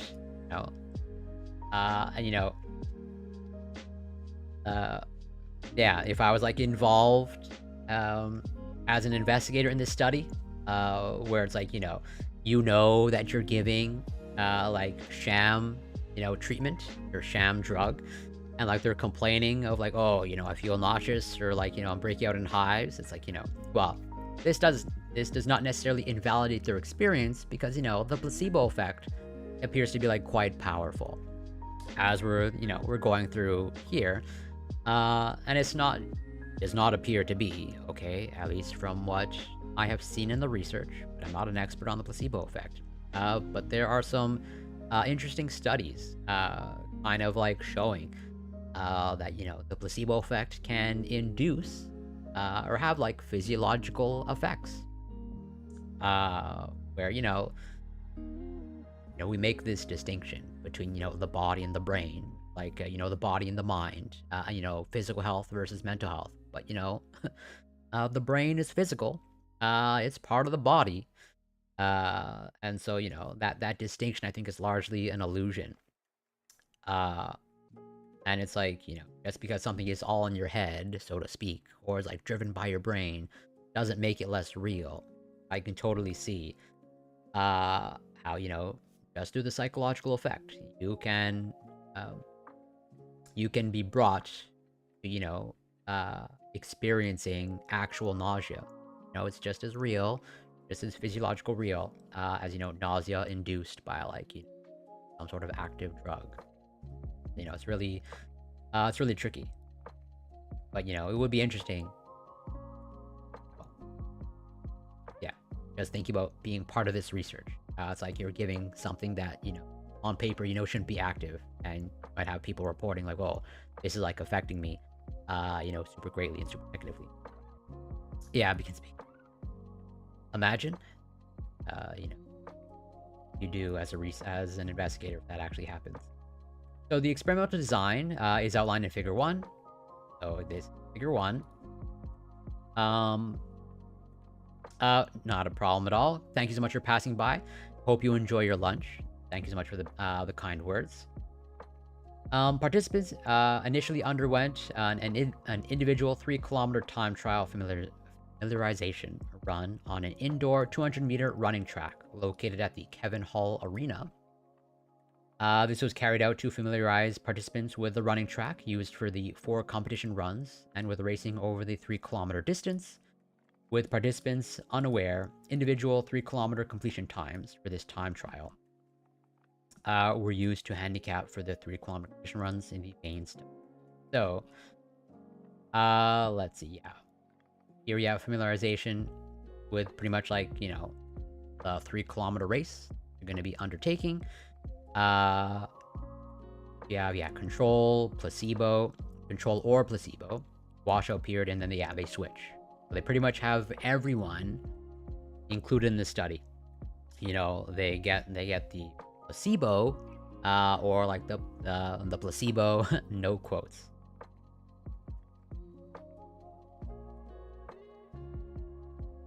Or like pretty much at some point, everyone in the study is being deceived, and brought under the effect of their oxy RBX, or the sham treatment, basically.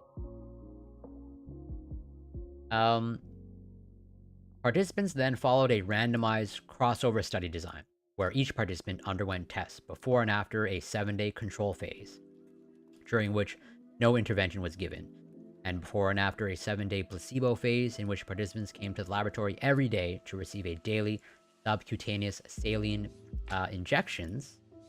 So just half a milliliter of basically salt, sterile salt solution. Participants were informed that these injections contained oxy-RBX, which should elicit effects similar to those of human EPO. 8 participants underwent the control phase before the placebo phase, with the other 7 participants undergoing the placebo phase before the control. There was a 2-week interval between the 2 study phases. Participants were told that this 2-week interval ensured a suitable oxy-RBX washout period, where participants started with the oxy-RBX administration phase. Participants were regularly reminded not to discuss which group they have been assigned to, and as far as possible, were monitored to ensure that no such discussions took place. So it's like, yeah, they basically want to minimize interaction between the 2 groups, which makes sense.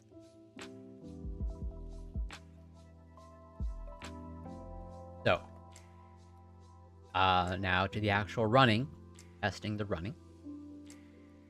Each participant in each cohort undertook 4 performance tests as competitive 3-kilometer running races in groups of 7 or 8 participants on an indoor 200-meter running track.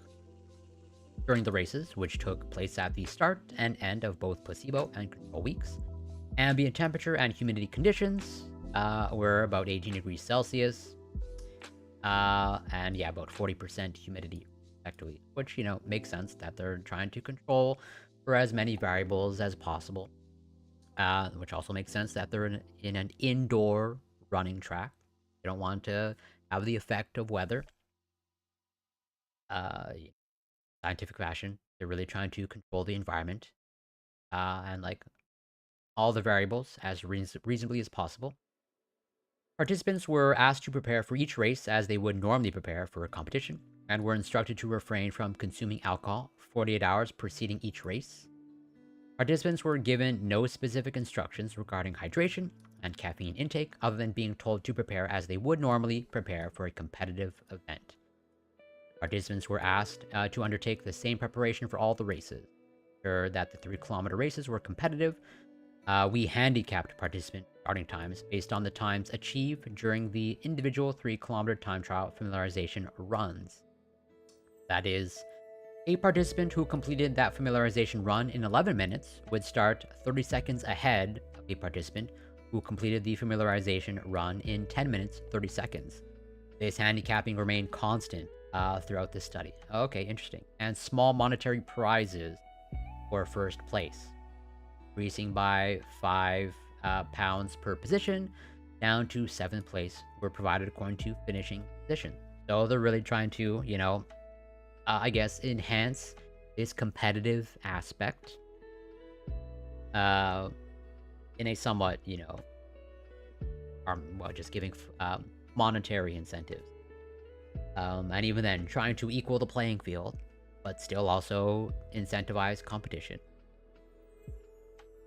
Participants were instructed to aim to achieve as high a finishing position as possible, and to complete the race in the shortest possible time. Heart rates were recorded second by second throughout using a telemetry system, bit pulse, and lap times were recorded manually by the investigator. RPE, or ratings of perceived exertion, were collected by a research team member from each participant immediately after the participant finished each race, including familiarization run. So yeah, this RPE, or ratings of perceived exertion, just, a measurement of their subjective, perceived exertion. Pretty much, how hard do they feel that they are working after running the race? Of like, hey, were you giving it your all? No. On a 10-point scale, you just rated a 10. That's like your absolute max. You left it all on the track. Participants were asked to report their RP at the end of the race using the Borg scale from 6 to 20. 6 no effort at all to 20 maximal exertion. Before each race, they were briefed that this rating should reflect their overall perception of effort, taking into account all senses. During each race, participants were given positive verbal encouragement by research team members who were blinded to the participant's condition, allocation, and received verbal information on the number of laps remaining. Participants were not given any further information, lap times, heart rates, or results until the completion of the study. And then they actually did a blood testing. So venous blood samples from an anticubital vein were collected into ethylene diamine tetraacetic acid, or EDTA, acid 2. After 10 minutes of supine rest, 60 to 100 minutes before each kilometer race. Yes. So basically just standard blood test, essentially. Participants were instructed to maintain their normal training and diet regimen throughout the study, and were asked to record all training sessions in a diary provided by the experimenter. Participants were asked to replicate training for the week and food intake for the 2-day leading up to each 3 race. So, during the placebo week, when they attended the university to receive their daily placebo injection, participants were asked to describe any changes that they had noticed while taking OxyRx. Immediately after each 3-kilometer race, during both placebo and control weeks, participants were asked to assess their performance during the race. Notes of daily and post-race accounts were taken by research team members and written electronically. All 15 participants provided accounts during the placebo week. 9 of 15 participants provided accounts during the control week. Yes. Quantitative. I'm gonna go over that in the discussion.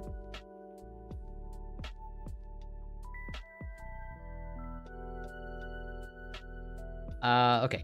Yeah, so summary analyses of 4 key themes are relevant here. Expectations, which captured participants' views of taking OxyRBX before the placebo week. Physical effects, which included all references to physical changes experienced by participants during the study, both placebo and control weeks. Psychological effects, which included all references to non-physical changes experienced by participants during the study. And competition, which included participants' views of the competitive element of the study. To compare and contrast the accounts of participants whose performance improved during the placebo week and participants who showed no improvement, we grouped participants according to change in race times. Participants were assigned to one of three performance: marked improvement group, which included those whose race times decreased by greater than 10 seconds; slight improvement group, which included those whose race times decreased by less seconds; and no improvement, which included those whose race times increased during the placebo week compared to the control week. Participants' numbers were assigned on recruitment. Yes. Here, results and their statistical analysis. So, control, placebo, pre-intervention, post-intervention, pre-intervention, post-intervention. Okay. So, yeah, in the control, 3-kilometer race time, pretty much like right on the money, virtually no change. 665.9 versus 664.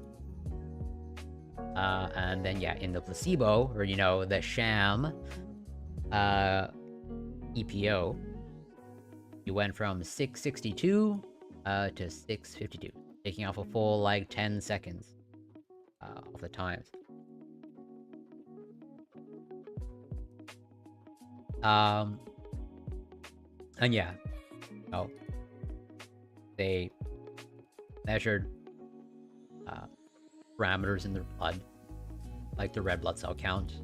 But again, everyone's receiving a placebo. Just like, at some point, everyone is being duped to thinking that they're taking something active. But yeah, no surprise. Pretty much there's no changes in their blood. And it's good that they actually check it, okay? Like they have these objective measures of like, hey, we're not actually inducing any physiological changes. At least when it comes to like what they measure in their blood. So, this is probably informative, the qualitative results. In post-study interviews, a few participants, despite consenting to take part in the study, admitted that they were worried about taking the injection. A little bit guilty, I suppose, putting something in my body that's not always going to be there.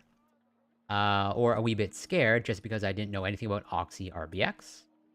Almost all of the participants reported that they thought that they were taking a real performance-enhancing substance during the study. So yeah, pretty much the sham or the deception worked, providing further evidence that the briefing procedures used were highly effective in inducing participants' beliefs that the substance would enhance their performance.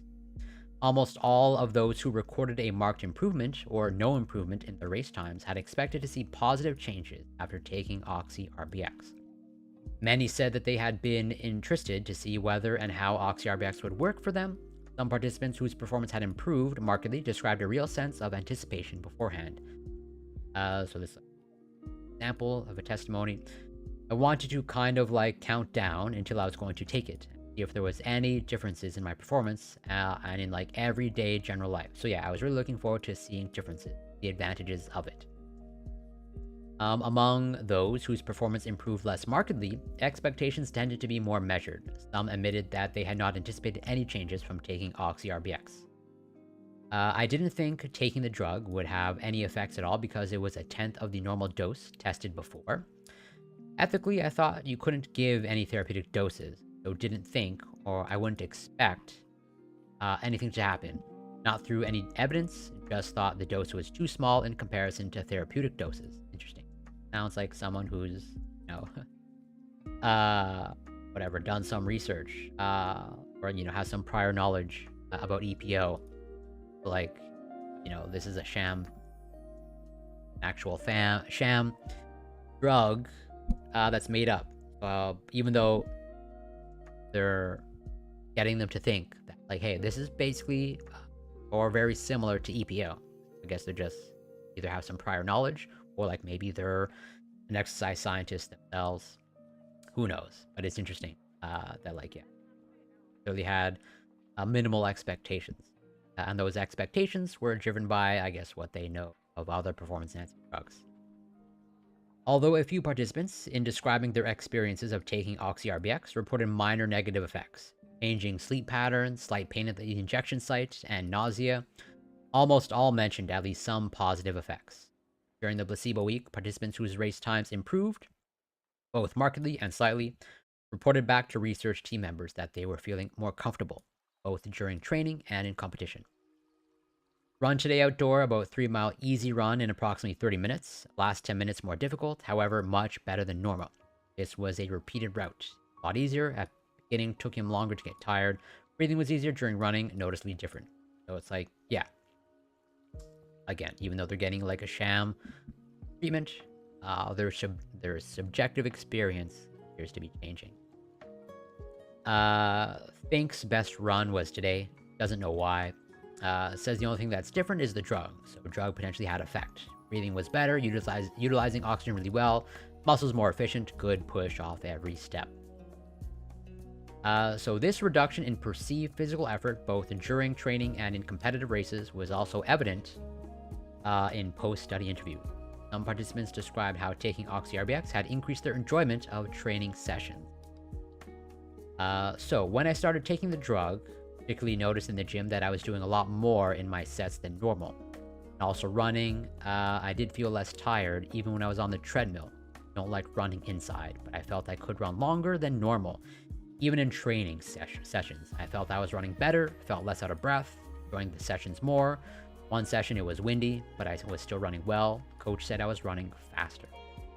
So like, yeah, clearly the placebo / sham drug clearly affecting their subjective experience. Oh, and respect, welcome. Thank you so much for passing by.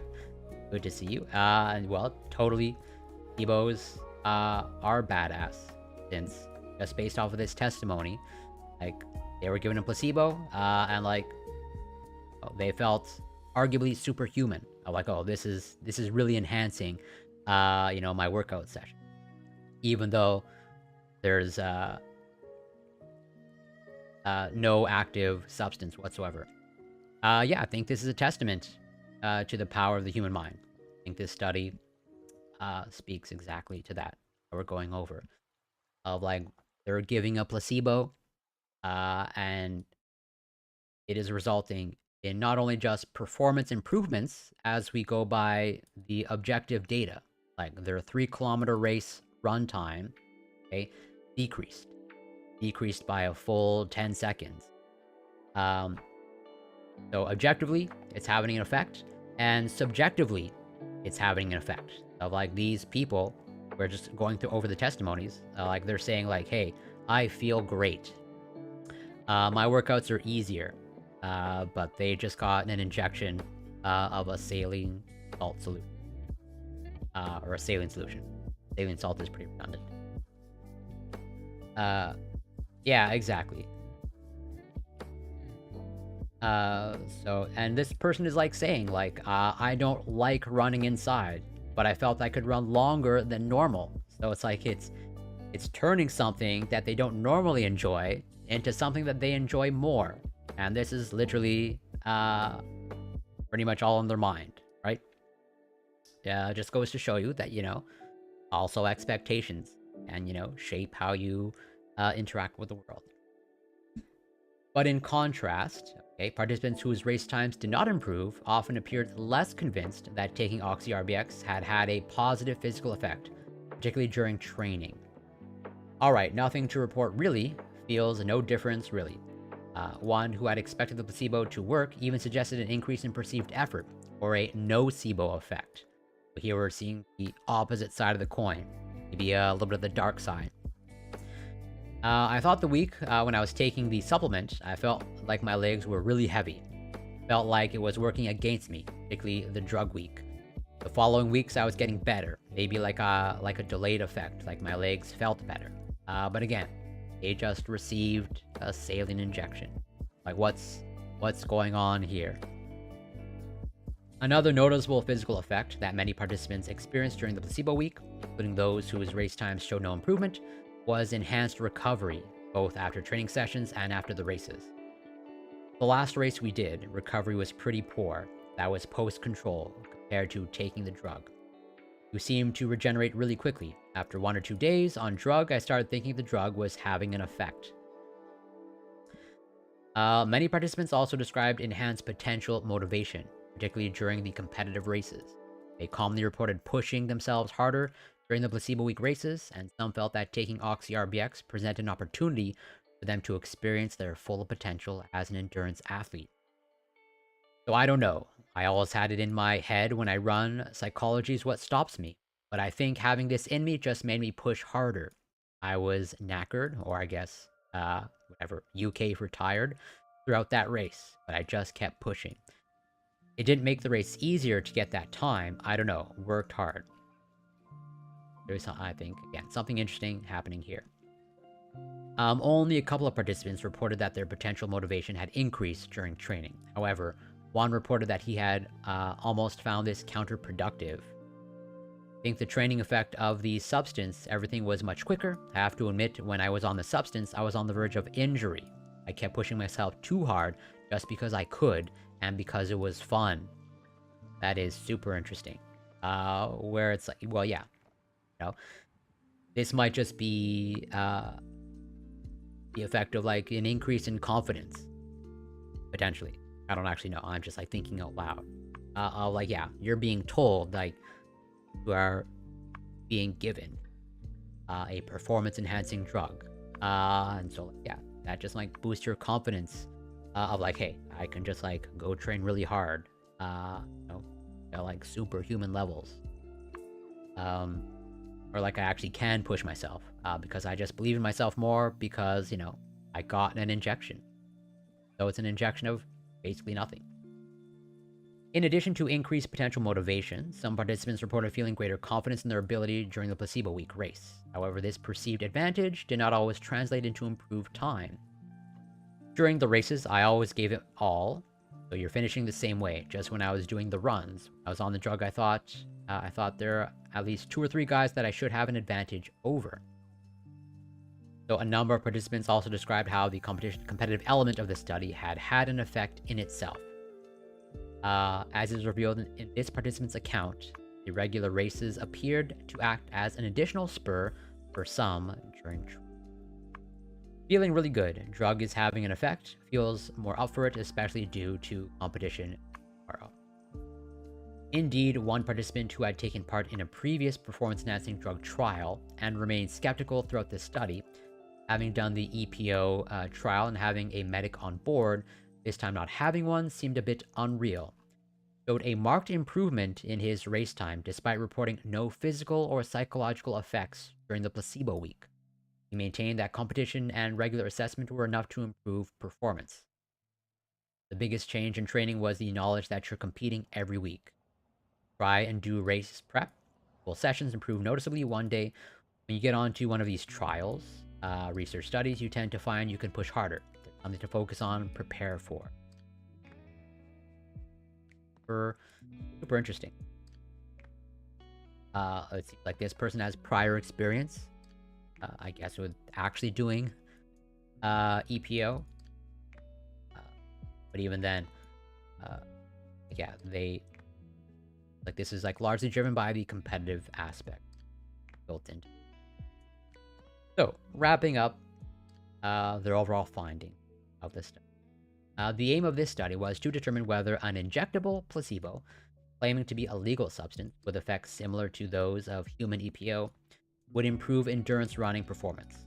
Principal finding was that participants completed the 3-kilometer distance 1.2% faster under the post-placebo condition compared to the post-control condition, and 1.5% faster compared to the pre-placebo.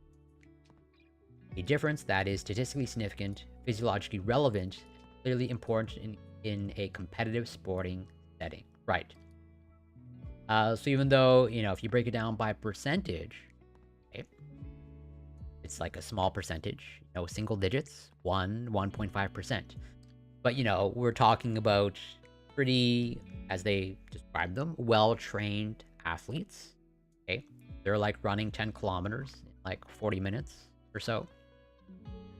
On pace, almost certainly to do like a half marathon in under 2 hours. And so, maybe they're not at the elite level, but, highly competitive level. And so, like, at that point, you're probably not going to get, no matter what, huge improvement in performance. And that even if they were competing, a 1.5% improvement, that is a huge improvement. That may very well be the difference. If you're talking about, I don't know, the 100-meter sprint, like, I think virtually everyone finishes within a second, 1.5 seconds. So like, a 1.5% difference. That might just be the difference between like first place and last place. That close. So yeah, because you're shaving off like full 10 seconds average. And even just like translating it to like, competitive lifting, especially when you're getting into lifting hundreds and hundreds of pounds. You're at that top level of performance. Any amount that you can eke out, however small, like the difference maker.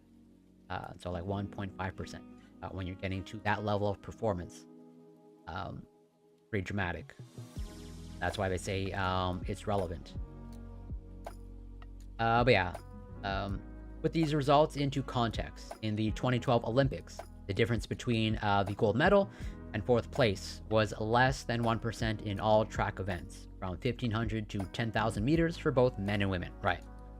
So, like, the margins are really small when you're getting to that level. So just the fact that you can get this type of effect just by placebo alone, pretty cool. The ergogenic effects of placebo in the present study can potentially be explained within the framework of the psychobiological model, which postulates that maximal exercise tolerance increases when either perception of effort is reduced or potential motivation, that is the greatest effort an individual is prepared to exert, is increased. This model attempts to provide an overarching paradigm that encompasses both physiological and psychological factors affecting performance. For example, according to the psychobiological model, physiological factors such as exercise training or carbohydrate ingestion would ultimately act to improve performance by reducing perception of effort for a given absolute exercise intensity. Similarly, psychological interventions such as motivational self-talk lead to a lower RP for equivalent work rate and enhanced endurance performance. Consistent with these previous observations, improved exercise performance for the same degree of perceived effort was observed after placebo administration presence. This suggests that placebo facilitated an enhancement in performance by providing a degree of decoupling in the normal relationship between RPE and exercise intensity. An observation supported by qualitative data in which a number of participants described reduced physical effort and enhanced recovery when taking the placebo both during training and in competitive races. So, it seems like, the changes in their subjective experience is translating the improved performance of, like, they just feel better. They, I think, believe in themselves more. They believe that they're recovering better, and that they can push themselves harder and more intensely, and thus, like, improve performance. It was not the intention of this study to establish the potential underlying neurological mechanism of this reduction in effort perception. However, previous work on the effects of placebo analgesia on pain perception using functional magnetic resonance imaging may provide some insights on this. Wager et al. Used fMRI to reveal decreased activity in pain-sensitive areas of the brain in response to a placebo analgesic cream. demonstrating a measurable effect of placebo on brain. Thus, given the evidence that pharmaceutical interventions acting to elevate pain threshold and also reduce RPE and improve exercise performance, it is conceivable that the effect of placebo on effort perception may act, at least in part, via the same neurological mechanism, that is, reduction in pain sensitivity. However, further study is needed to establish whether this is the case. In addition to reducing perceived effort, evidence from qualitative data suggests that placebo administration increased potential motivation. Participants commonly reported pushing themselves harder during the races at the end of the placebo intervention week. This may be related to the effect of placebo on perceived ability. A number of participants also reported increased confidence in their ability after taking placebo. It has been shown to increase willingness to exert effort in challenging tasks. Right, so again, they believe in themselves more, at least for some of them. Again, going back to this study I've covered before, of like, again, just the mere illusion of the presence of a spotter allows, someone bench press more. Like, hey, there's no actual spotter there to help you, but you think there is one there. And so you're willing to push yourself more. I think part of it is just like, you believe in yourself more. So the 1.2% improvement in performance with the injected placebo is of similar magnitude to the performance improvements seen in response to orally administered placebo. One interpretation of this finding is that route of placebo administration does not substantially influence the magnitude of placebo effect on endurance sporting performance. However, the lack of head-to-head competition in laboratory-based performance assessments after oral placebo administration in earlier studies may have led to the observed placebo effect being greater than would have been observed under true competitive. The present finding suggests that placebo administration is likely to improve performance by reducing perception of effort and by increasing potential motivation, the same psychological mediators thought to be responsible for the ergogenic effect of competition. Thus, as capacity to reduce effort perception and to increase potential motivation is likely to be finite, beneficial effects of competition and placebo are unlikely to be independent or fully additive. Thus, the present findings uniquely provide an estimate of the likely magnitude of the effect of an injected placebo on endurance sporting performance in a real-world competition setting. Further study is needed to determine whether there are differences in the effects of orally administered placebos and injected placebos on performance under such real-world conditions. So, wrapping up. Analysis of qualitative data provided insights that helped explain how placebo influenced participants' approach to and perceptions of training and racing, revealing that endurance athletes taking a placebo drug experienced reductions in perception of physical effort during training and competition, an increase in potential motivation, and perceptions of increased recovery both during training and after races, according to the condition response model. Method of administration is injection, the conditioned stimulus, and the credibility of the university setting may have contributed to performance improvement. However, interestingly, the participants' accounts suggest that an interaction between their expectations taking placebo and their actual experiences of physical changes during training influence performance outcomes.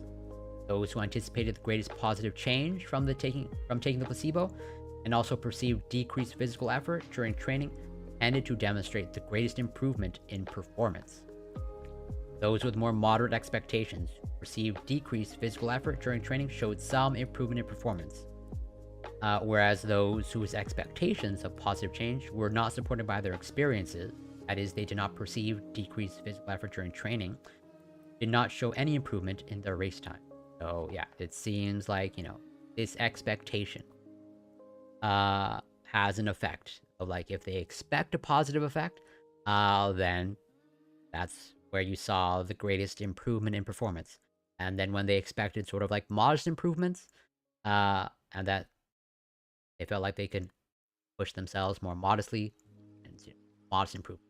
And those who had like no expectations, maybe negative expectations, no performance improvement. Uh, so it's like, yeah, it's expectations, uh, a variable that's heavily at play. These findings are in line with experimental evidence, indicating that placebo effect is mediated by cognitive processes. Conscious physiological processes, for example, motor performance or pain, are targeted. However, it has previously been suggested that a nocebo response, where an inert substance produces a harmful effect, is the result of negative expectations. Our study suggests that the relationship is not so straightforward, and that where experience thwarts expectations, a negative outcome may be observed.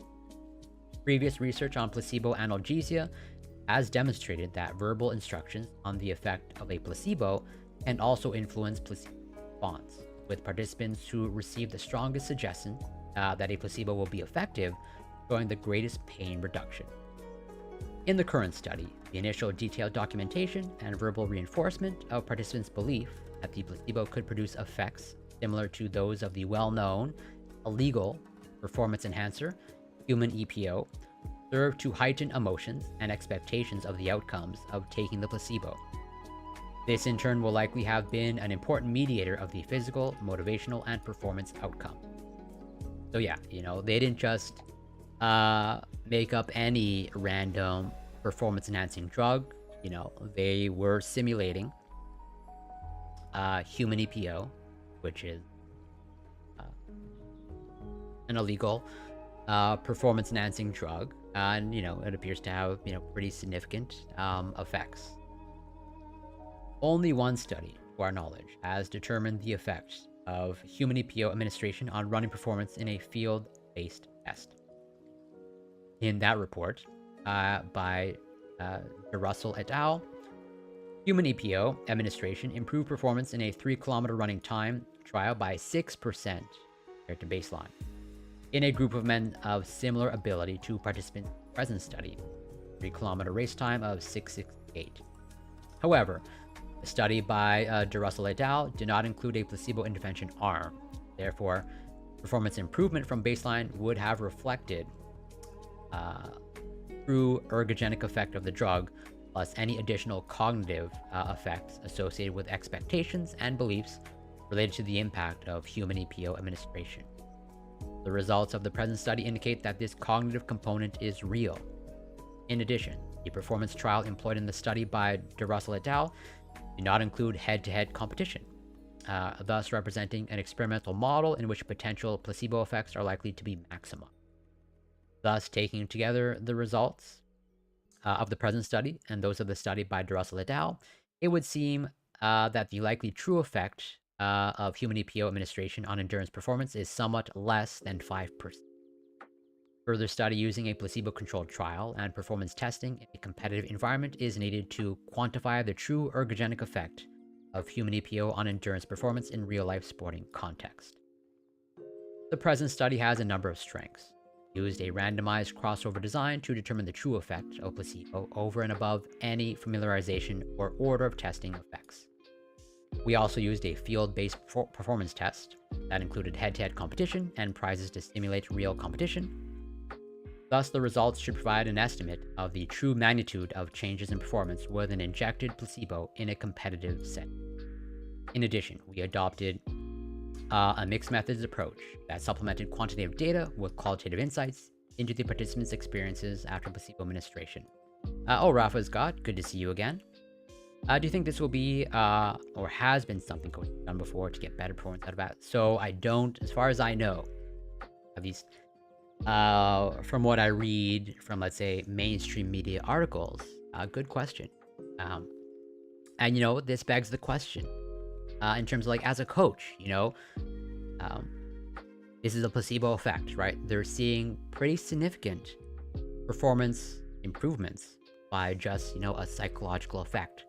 So, like, can you induce the same psychological effect without injecting a placebo? Or, like, can you as a coach, can you inject your athlete? And, can you do the same deception of, like, hey, I'm going to give you a performance enhancing drug, but in reality, just, saline. But yeah, as far as I know, no coach has actually done it. From what I understand, most coaches that, let's say, go down that road of performance-enhancing drugs, they're actually injecting performance-enhancing drugs. But, they're not telling the athlete what they're injecting, as a kind of like, sort of as a way to somewhat protect the athlete of like, hey, I just got injected with something. I don't know what it is. Just coach said, it was vitamins. So I just trusted my coach. But like the athlete has a way out to explain it. I'm like, oh, I didn't know I was taking PEDs. The coach just said, it's my vitamin C booster. When in reality, no duh, that the coach is injecting an active substance that is illegal and or banned. But it is a valid question. And you get the performance enhancing aspects just through psychological interventions, because this essentially at its core psychological intervention. But yeah, I don't think coaches have actually done this before. I think most coaches go down that road are injecting banned or illegal substances, and I agree that is shady. I would not advocate for deception. I would advocate for I mean, as they sort of touch upon here, they don't fully know the mechanism of what's going on, but they put forth like the hypothesis of like, hey, it's increasing their confidence. It's changing their expectations about their performance. And so like these are things, or rather you can get these outcomes, presumably, without a deception. But probably just through appropriate psychological coaching. What that looks like, I don't know. But yeah, I have no doubt that this can be harnessed without the deception. Let's see. Yes. Yeah, in addition, we adopted a mixed methods approach that supplemented quantitative data with qualitative insights into the participants' experiences after placebo administration. However, an important limitation of the study is that although the participants were well trained, they were not elite runners.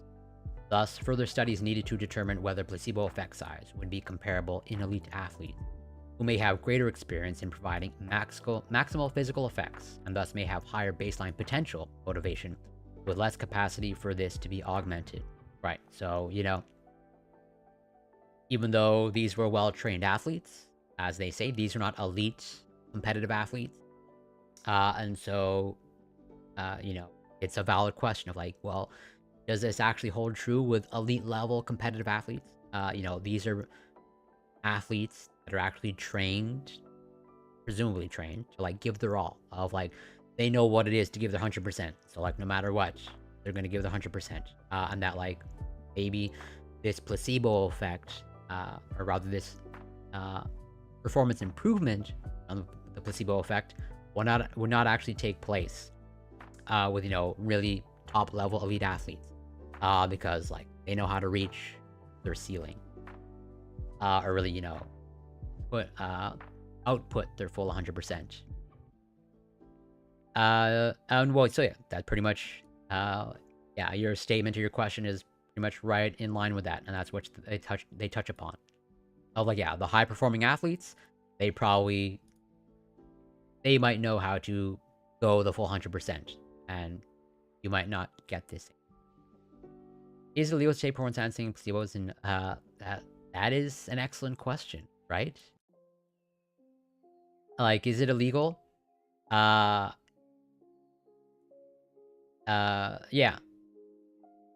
But like, would it be illegal? Okay.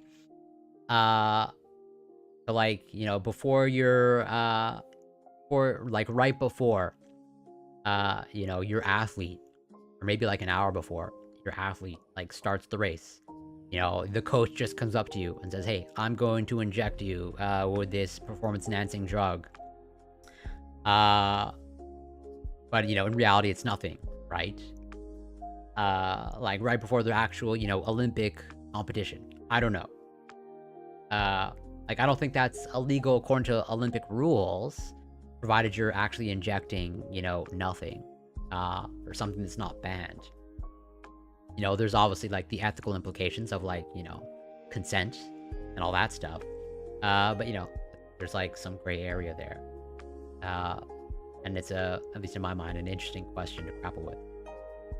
So, in conclusion, this study provides novel insights to the effects of an injected placebo, reporting to be a performance-enhancing agent similar to human EPO on endurance performance in a head-to-head competitive setting.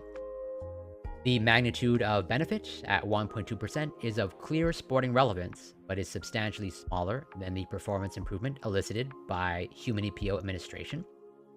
The data are consistent with placebo acting to improve competitive performance by both reducing perception of effort and increasing potential motivation, in accord with the psychobiological model for exercise performance, but also suggests that other factors, including cognitive beliefs and expectations, may mediate placebo response.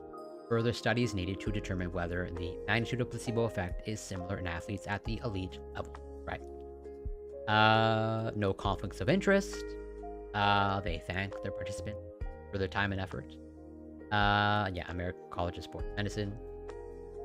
So, I think pretty cool study. Pretty well conducted. And what was it published in? Remember? Not that it mattered that much.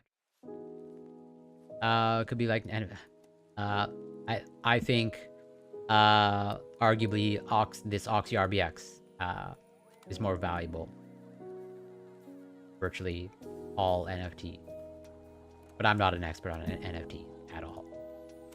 But I do find NFT kind of funny.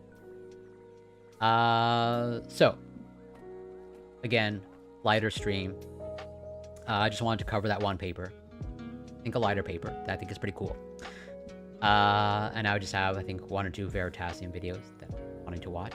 It doesn't have a reverse effect on some, like, with of cheating. I guess they were told. Yeah, so yeah, it's totally valid. And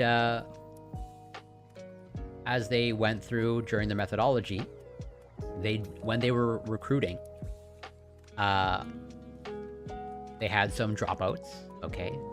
Because they had that fear of the possible complications, because, you know, they were really trying to deceive them. But, you know, they really walked the line, at least in my mind. Because, you know, this is OxyRBX, okay? So, but it's not actually, you know, the EPO. It's not actually the banned substance, EPO, okay? Or the banned illegal substance. What they market it as, it's like, it will produce similar effects to EPO, but it's some different substance, right? So it's not illegal. It's like a legitimate thing. You know, they're just testing it out as a new supplement. But they do say that it has serious side effects. You know, they do say, again, this is all sham. This is all part of the deception. But they do say that, you know, it has potential side effects, like rash, hives, itching, difficulty breathing, but these are rare side effects. So yeah, the valid question on the guilt aspect, but I think they did a pretty decent job of, like, trying to ensure that, you know, that doesn't happen. Where it's like, yeah, this is an actual, like, well, it's a deception, but planting the idea in their mind, like, hey, this is legitimate, you know, it's real, but it's not illegal. You know, it's like EPO, the illegal substance, but it is not that. You know, which they have the luxury of doing because, like, they're literally making something up, right? Making up a supplement. So there's, I think, this video that I want to watch. Second.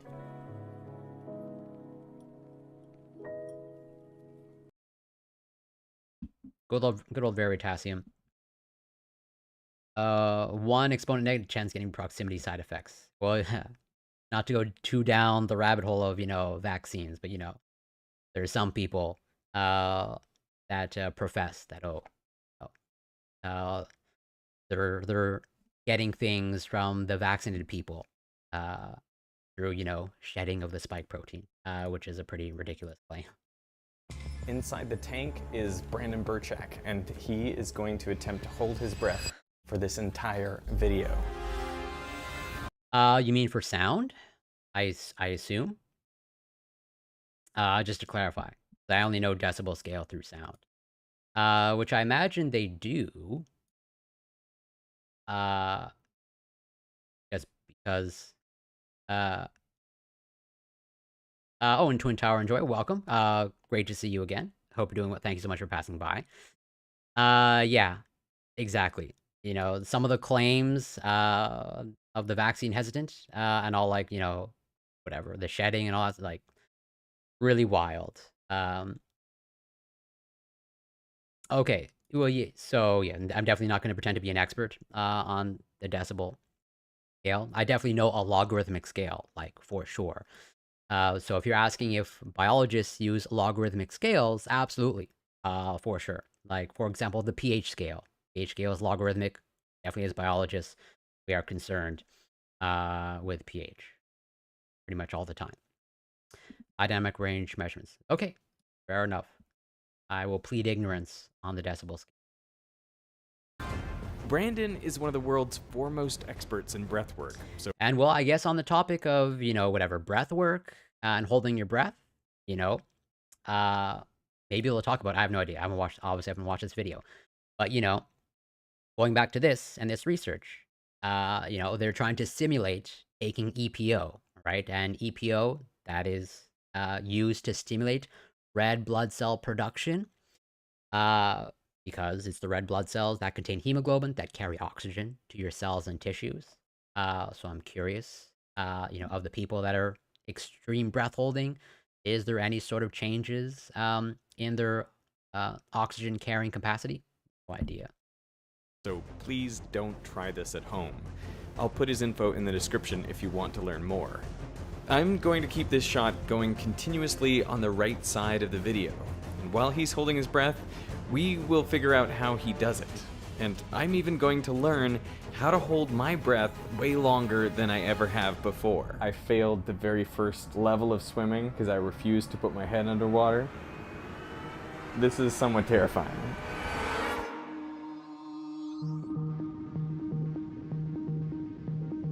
All the cells of the human body need oxygen in order to survive. Oxygen to react with glucose and produce ATP, the molecule that delivers energy wherever it's needed in a cell. Breathing is so important, it happens without conscious thought. It's under the control of the autonomic nervous system.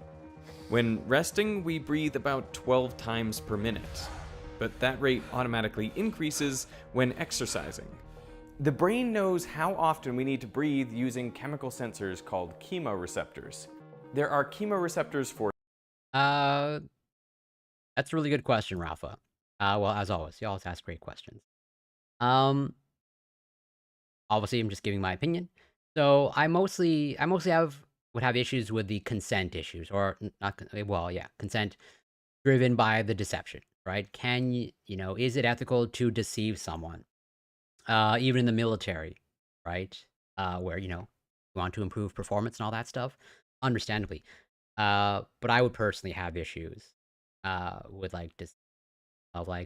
telling them that you're giving them something, you're not actually giving them that thing.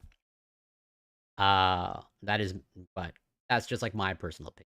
I don't think that would be a good thing, personally. And especially if you're in the military and you're essentially, whatever, working for the government. I think understandably you don't want your government deceiving you, or I can see how that can undermine trust in the institutions if the military is deceiving you. Not that I'm sure there's already deception in the military at all levels, but let's just say I wouldn't want to add to it. For CO2 in the carotid arteries and in the brainstem. Increasing CO2 in the blood makes it more acidic, and it's thought that this CO2 acidity is the main feedback mechanism that regulates breathing. CO2 is created at the same rate oxygen is used up. So acidic blood tells the body we're building up too much CO2 and therefore running out of oxygen, so we better breathe. The only known chemoreceptors for low blood oxygen are in the carotid arteries, but these are thought to play a smaller role in regulating breathing. And this is why hyperventilating before going underwater is a really bad idea. Because hyperventilating expels a lot of CO2, making the blood more alkaline. But it doesn't actually increase the amount of oxygen in the blood, which is limited by the concentration of oxygen in the air and the number of red blood cells. So with the blood starting out alkaline, more CO2 must be produced before the CO2 chemoreceptors give you the urge to breathe, which means more oxygen will be used. But sort of a side fun fact, red blood cells, pretty much those cells in your body, they don't actually have a nucleus. They don't contain your genetic information. They're actually kind of like a hollowed out cell because they want to make more room. Well, not intentionally. They don't have a brain, but evolution pushed in that direction because you want to accommodate more hemoglobin. And so, like, having a nucleus, not really super necessary for red blood cells because pretty much primary function is to deliver, highlighted here, oxygen to your cells and tissues. Up. Sometimes to the point where the brain runs out of oxygen to stay conscious, so you can black out underwater before even getting the urge to breathe. If you want to maximize the time you can hold your breath for, we have to optimize two sides of an equation. First, you need to maximize the amount of oxygen in your body before you start and minimize CO2. And second, you have to reduce the rate at which oxygen is used up during the breath hold. So when we work with an athlete, one of the first things we do is we check their Bolt score. Just tell them, all right, hold your breath. And then they hold their breath, 30, 40 seconds or something. They breathe. That's your new Bolt score. Where BOLT stands for Body Oxygen Level Test. If you want, you can try to hold your breath along with me. Whenever you're ready, give a really nice exhale and then a really big inhale. The BOLT score just... Is hemoglobin concentrate what makes whales able to stay under longer? That's an excellent question that I definitely going to plead ignorance. I would just largely speculate that it's driven largely by sort of like a slower metabolism, or like their rate of oxygen consumption is slower, but that is just total pure speculation on my part. Because I mean, obviously, whales still breathe and need to consume oxygen. How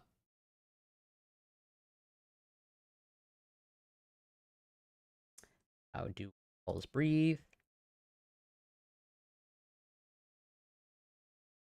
And it seems like maybe they might have just a better ability to extract oxygen from the air. Because, like, well, yeah, they're, when we say breathing, we're not only breathing in oxygen, we're breathing in air, and oxygen is a component of air. So they might just be more efficient to extract the oxygen from the air. And maybe they consume, well, sort of, also this video is going over, where I'm sure there's multiple aspects of their. Let's see. Humans can breathe around 10 per minute, but an estimate will only absorb 5% of the oxygen. Compared to a whale, who can absorb as much as 90% of the oxygen. Okay, yeah. So it seems like, at least based off of this description, one of the aspects is like, yeah, they're more efficient at getting the oxygen out of the air. Because again, we're breathing in air. Or at least the vast majority of humans are breathing. So, like, yeah, part of it is like extracting the oxygen from the air. I'm still trying to figure out how lungs work in different pressures since they use more air at a higher pressure. Ooh, I definitely cannot speak to that. Well, I mean, I sort of can. That's definitely in the recesses of my brain that goes back into my introductory courses. Yeah, but that goes back into partial. Yeah, I don't want to get into partial pressures and all that stuff. Measures the number of seconds you can hold your breath before you feel the first urge to breathe. Your first inkling to breathe is when most people choose to breathe. Yeah, That's It's like, that is exactly when I'm going to want to breathe. Some people are naturally better at holding their breath. The bigger your lungs, for example, the more air and hence oxygen you can hold. Most people have a lung capacity between 4 and 6 liters, but some people have a 10-liter capacity.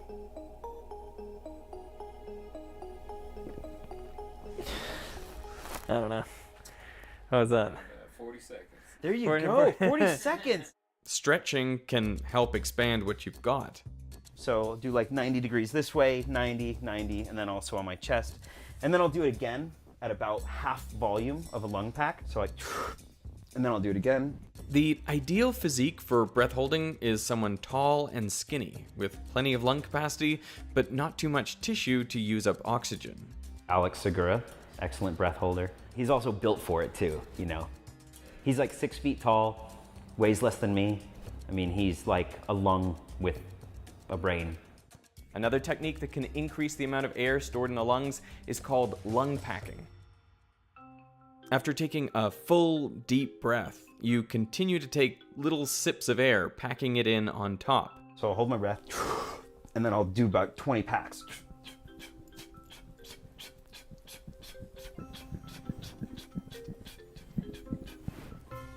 The other side of the equation involves reducing the rate oxygen is used. And since muscles use oxygen to contract, it's very important to be relaxed. Go through the whole body, and we're gonna do like a muscle check. We're gonna go all the way. So sort of. So, I guess I don't do any real intentional breath work. It's sort of incorporated in the mindfulness meditation that I carry out each morning. Like very often it incorporates some, breath work, but it's mostly just like focusing on your breathing, and a little bit of like focusing on how you breathe a little bit instead of like breathing like with your chest, more like breathing with like your low abdomen, or like, basically belly breathing, so to speak. But it's like very elementary.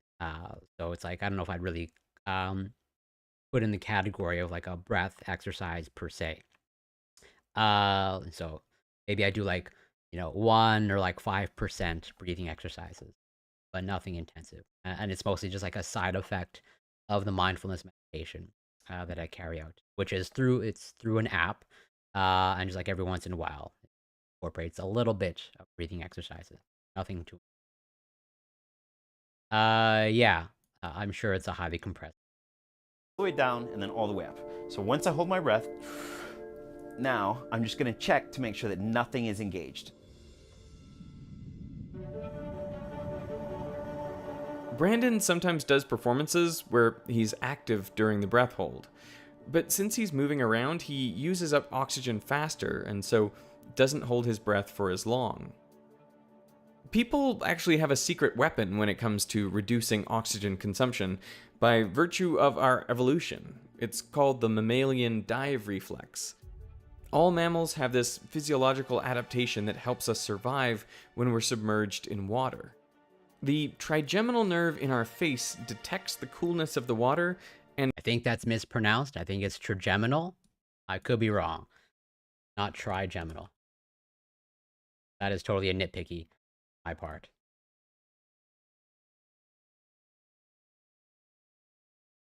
But I just might be an idiot.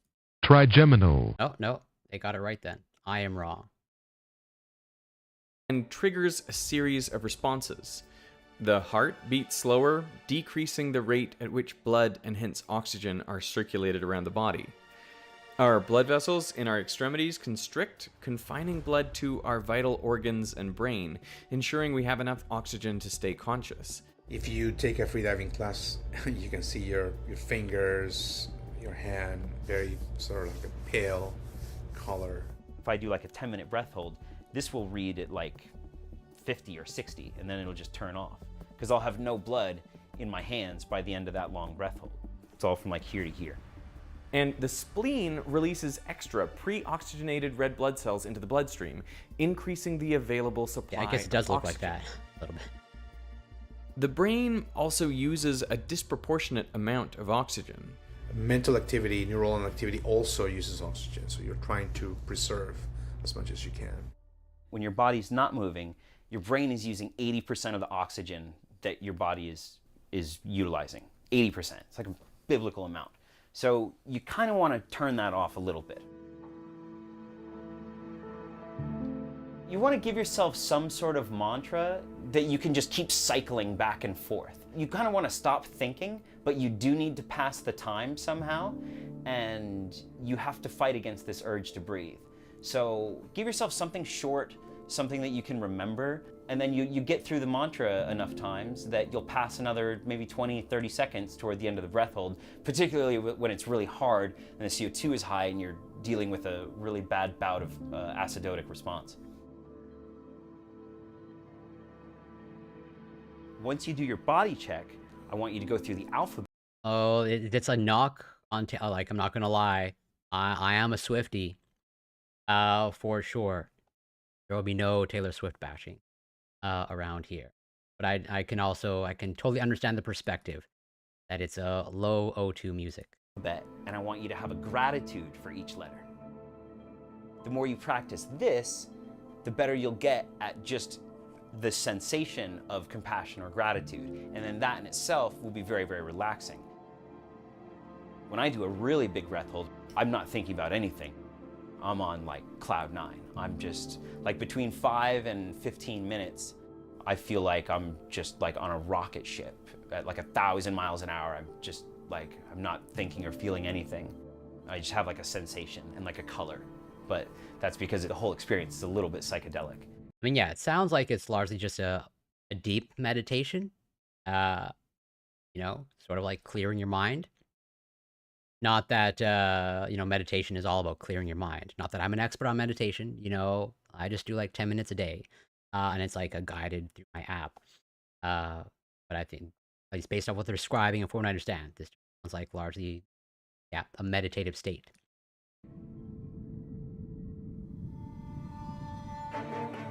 After a half hour of practicing with Brandon in the pool, this is the longest breath hold I was able to achieve. Nice and relaxing, immediately relaxing. I'll leave. Well, like, so obviously it's being actively timed. You know, what do you think it's going to cap out at? Well, obviously, I guess, unless they're going to speed up the video, it's not going to go longer than 18 minutes. But like, I'm banking around like 15 minutes. It running in the bottom of frame here. Just know that that urge to breathe is just your body lying to you. You do not need to breathe. You have plenty more time. So when you get that urge to breathe. Oh, if you're asking if how much the Veritasium guy is gonna like learn how to hold their breath, I would put it at like 5 minutes. Like, I don't know how like, just a shot in the dark. But I don't know how quickly how quickly you adapt to the training. Like, is it largely just like psychological things, or like you need to wait for physiological changes like to happen? No idea. Relax, just appreciate it for what it is. It's just your body taking a real-time pH readout, sending a signal, telling you to expel CO2, but you're totally fine. You've got maybe like 4 or 5 minutes until you drown. So you're totally good. So when you get that urge to breathe around a minute, relax, appreciate it for what it is, and then I want you to try to count to 10, like as slowly as you can. Just give yourself 10 extra seconds after the urge to breathe. Yeah, from what I understand, and just from like a very cursory reading, like a lot of it is just like trying to, well, stop that state of panic. Understandably, your body wants to breathe, and it's going to, you know, do whatever it can to encourage you to breathe. But it's largely just like overriding that instinct or state of panic. Hey, you need to breathe. Which there are obviously like limits. But I think just, yeah, the initial hurdle. Okay, you're there? All right. I practiced breathing at a set rhythm. And I want you to breathe about 5 seconds in, 5 seconds out, just through your stomach and through your nose. And again, as much as you can, but without engaging any muscle. So 1, 2, 3, 4, 5 in, and then 1, 2, 3, 4, 5 out. Followed by holding my breath for increasing durations. I feel like psychologically. Yeah. I was like, Yeah. I'm not comfortable not breathing for this long. Well, you made it about a minute. Nice. Like, yeah, I think a lot of it is, I have no idea. I think a significant portion of it is just like the psychological aspect of like, yeah, sort of like having faith in the process of like, yeah, you can go much longer than you think without breathing, but like there's still that state of panic that you have to contend with. Just as, hunger and thirst of like, yeah, you can feel hungry, but you can go without food. At least many people, unless, you're malnourished or undernourished, can go without food for like days, maybe even weeks. Thirst may be a different story, but like, that feeling of thirst, it's not like you need water now, but you can probably go whatever, at least 24 hours without water. So you made 130. Oh wow. Yeah, crushed it. Wow. Easy. And we're just starting. Amazing. Yeah, totally, Boy Meets Mini. Amazing. I take your like. I definitely would not. I would not personally would not advise anybody consulting. Yeah, either Vedic or Ayurvedic medicine from India. Not to say that there's no utility there whatsoever. But there is some, at least from what I recall, there's some preliminary research about breathing and breath work and that stuff. That is more grounded in science. Real? What was that? We made about 145, I think. Close to 150. I modified the strategies Brandon suggested to keep my mind calm. I think what I was doing that time was going through the alphabet and just I couldn't do gratitudes. they were too hard. But I was just like doing animals. Yeah, great. And I great. was like, good way hey. to gently distract the mind. I was singing like nursery rhymes. Nice. something I do for my kids. I I was love like, that. I'm just gonna sing some of the songs I sing for them. I was skeptical that my heart rate would drop significantly, but my watch showed that the mammalian dive reflex really did kick in. My average heart rate was 72. 48 you got down to. Nice. Look at that. That's wild. I don't even get down to 48 when I sleep. Like, that's low. That's low for me. That's awesome. Interesting. Well, I'm somewhat happy to report, not to brag, but I have, thankfully, due to the training that I do, I have a low resting heart rate. I'm curious, like, if I were to actually undergo this. It seems like his sort of average heart rate dropped from like, 60s, 70s to 40s. That is like in the level of like elite athlete territory. Obviously, it's like induced by whatever, that mammalian dive instinct. I'm curious, like, I already have like a heart rate in the low 40s. Like, would that drop another like 20 additional points? I'm curious. And so I totally take your point that where our body's natural responses evolved for a reason. And I think one of the, at least in my mind, one of the good examples is sort of how, at least here in, let's say, developed countries or Western countries, and our relationship to food, at least I can only go by my experience as a child growing up. I think we largely condition children to ignore sort of their natural, quote unquote, natural instincts for eating, or like knowing their limits with food. Because I think, again, for me growing up, I was often encouraged to overeat, or rather like encouraged to finish everything on my plate, or I will only be rewarded with dessert until I finish everything on my plate. I gotta overeat to get the reward. And I don't think that's a good thing overall. Of like, child is full, and saying like, well, you gotta finish everything. Which is, again, I understand it's often done for like good intentions to make sure that they eat, gets all the vegetables and all that stuff. But you're pretty much, in my mind, conditioning them to ignore their natural feelings of fullness. Or like incentivizing them to ignore it, where it's like, yeah, you'll only get dessert when you've cleaned your plate, right? Yeah, exactly. Even the peas. Which, yeah, I don't think that's a good, personally. Yeah, it's that thing of like, when have I not breathed Right. for a minute? Maybe never my whole life.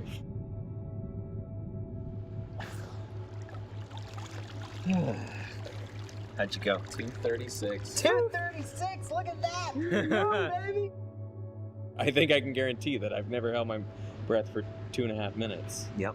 The psychological side is the hardest. how do you distract your mind for a few minutes? Right. You know, like how do you stay calm when you feel like this is not something I'm used to? Calming my mind while holding my breath was.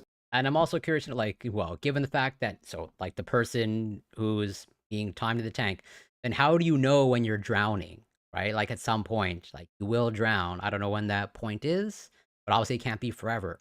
So it's like, how do you know when you're drowning? Like, do you have to, like, pay attention to your watch? Like, yeah, I can't go any longer than this now that I've overridden my natural responses to, like, needing air. Yeah, I have no doubt that you can black light.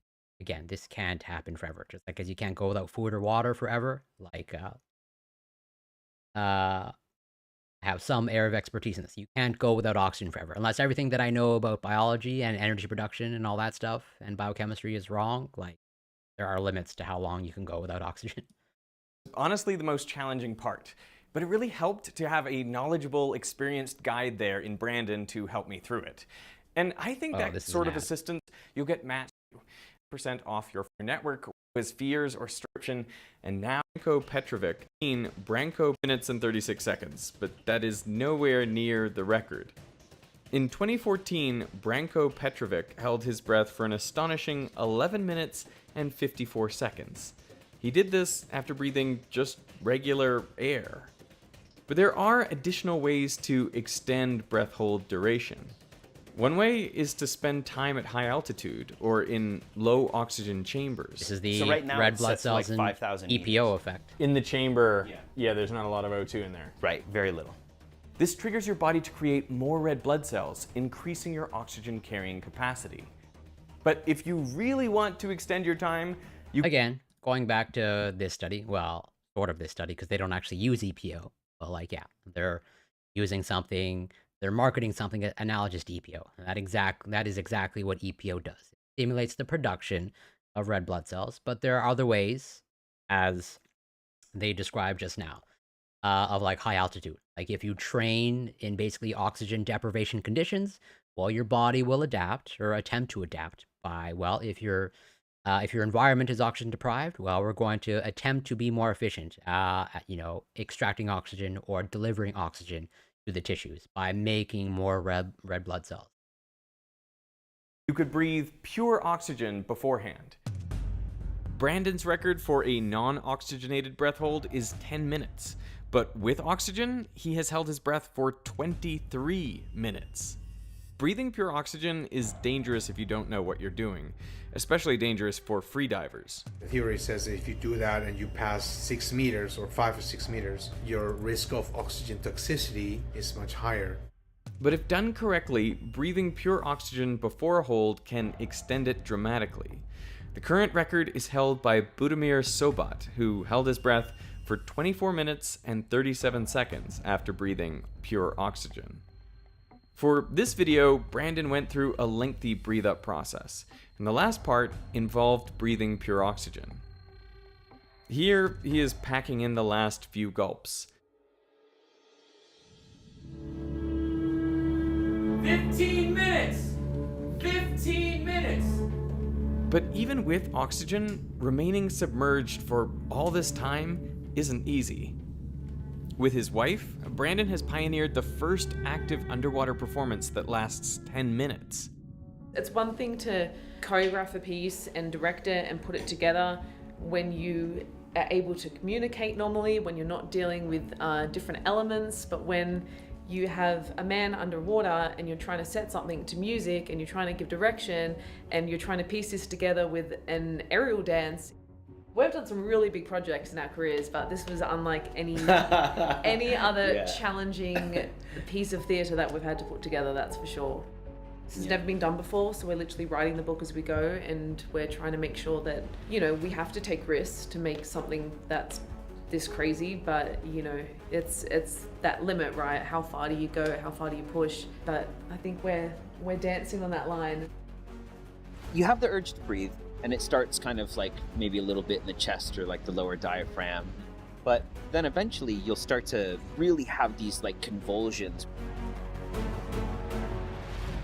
CO2 has a slight narcotic effect as well. You get it high enough, you lose sense of time. And that's one of the ways that you know that your breath hold is over. What do you mean you lose a sense of time? Time is slow or time is fast, or you have no idea how fast time is passing? Or No idea. You're screwed. Your urge to breathe increases. Then the urge to breathe just plummets. Yeah, I'm just sort of speculating. Obviously, I have no idea what it's like to be in these conditions, but I imagine, like, yeah, there's that ceiling effect, like the urge to breathe. Well, so I have some experience, at least if hunger and sort of like close to starvation, like, in any way analogous, would I have no idea.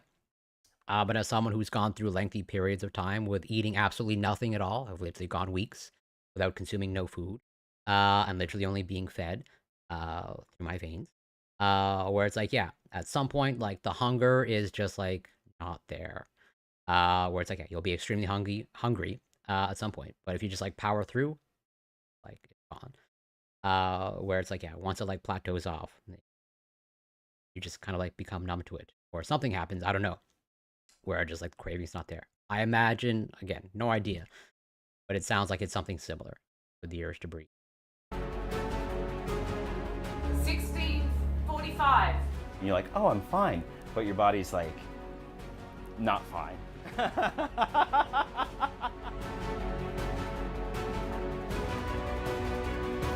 17 minutes. So that's when you gotta pull the plug.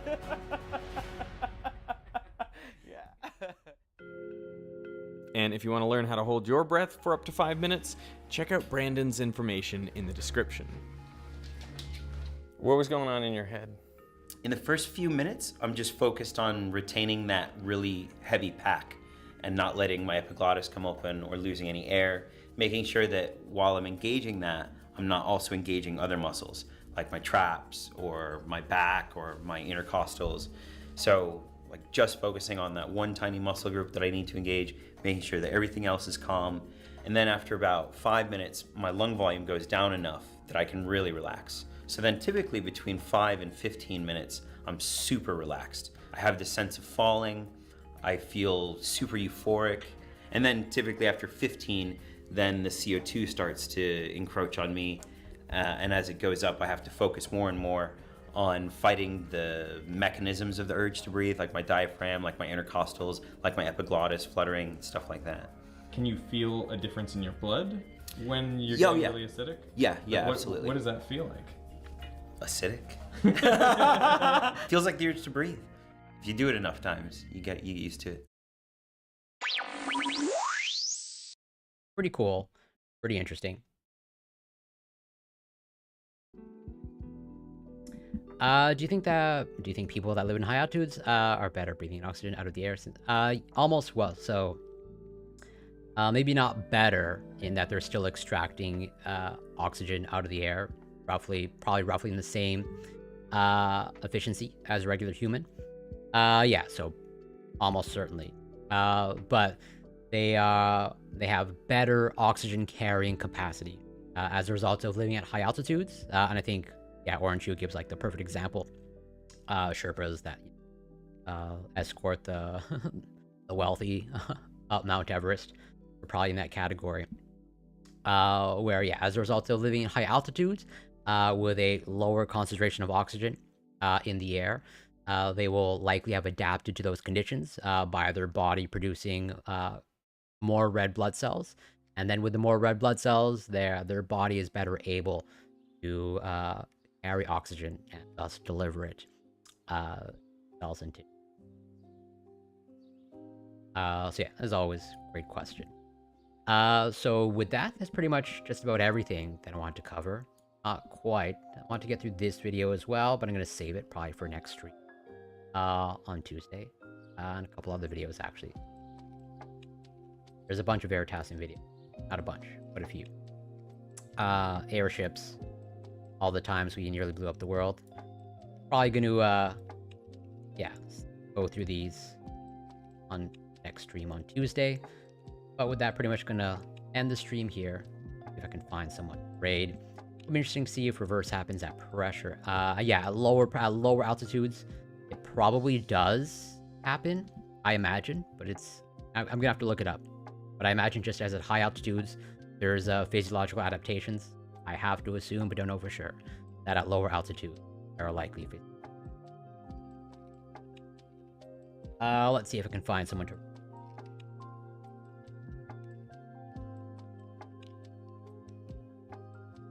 Anybody in science and tech?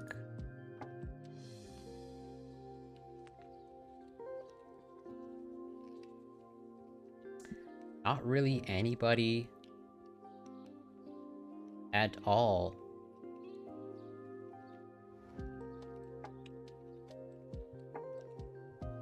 Nope, it's a quiet Sunday pose.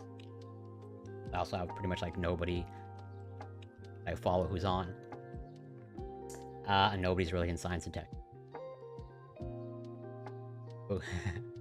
I should ban that term. Oh, no. I was not going to do that, but definitely not that person. At all. Definitely a lot of thoughts.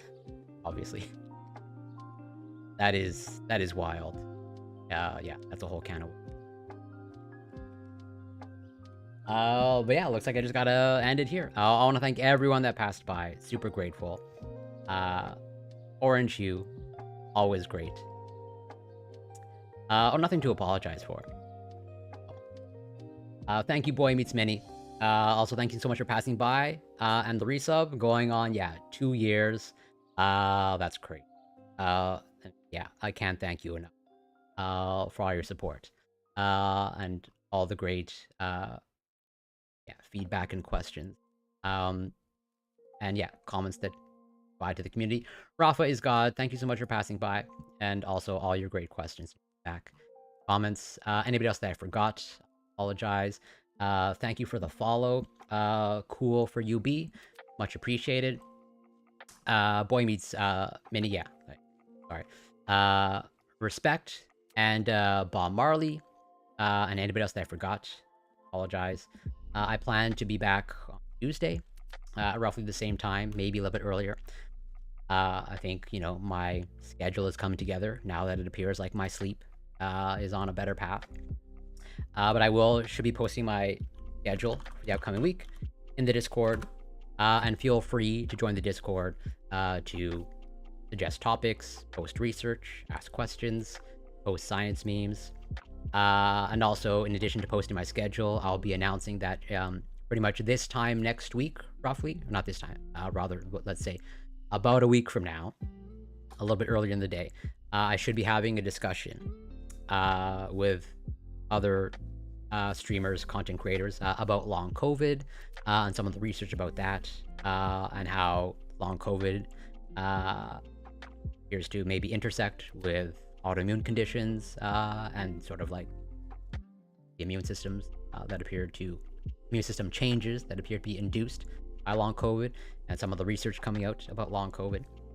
And then actually, probably in the next couple weeks, I'll again announce in the Discord. I'm probably going to do like a whole series as requested by a community member over some of the research on COVID. There's a lot of research coming out, but despite all of the research coming out, the whole host or an infinite number of unanswered questions. But yeah, thank you everyone. Super grateful. And yeah, I would rate out to someone good. Doesn't look good. So until next time, take care, be well, and be kind.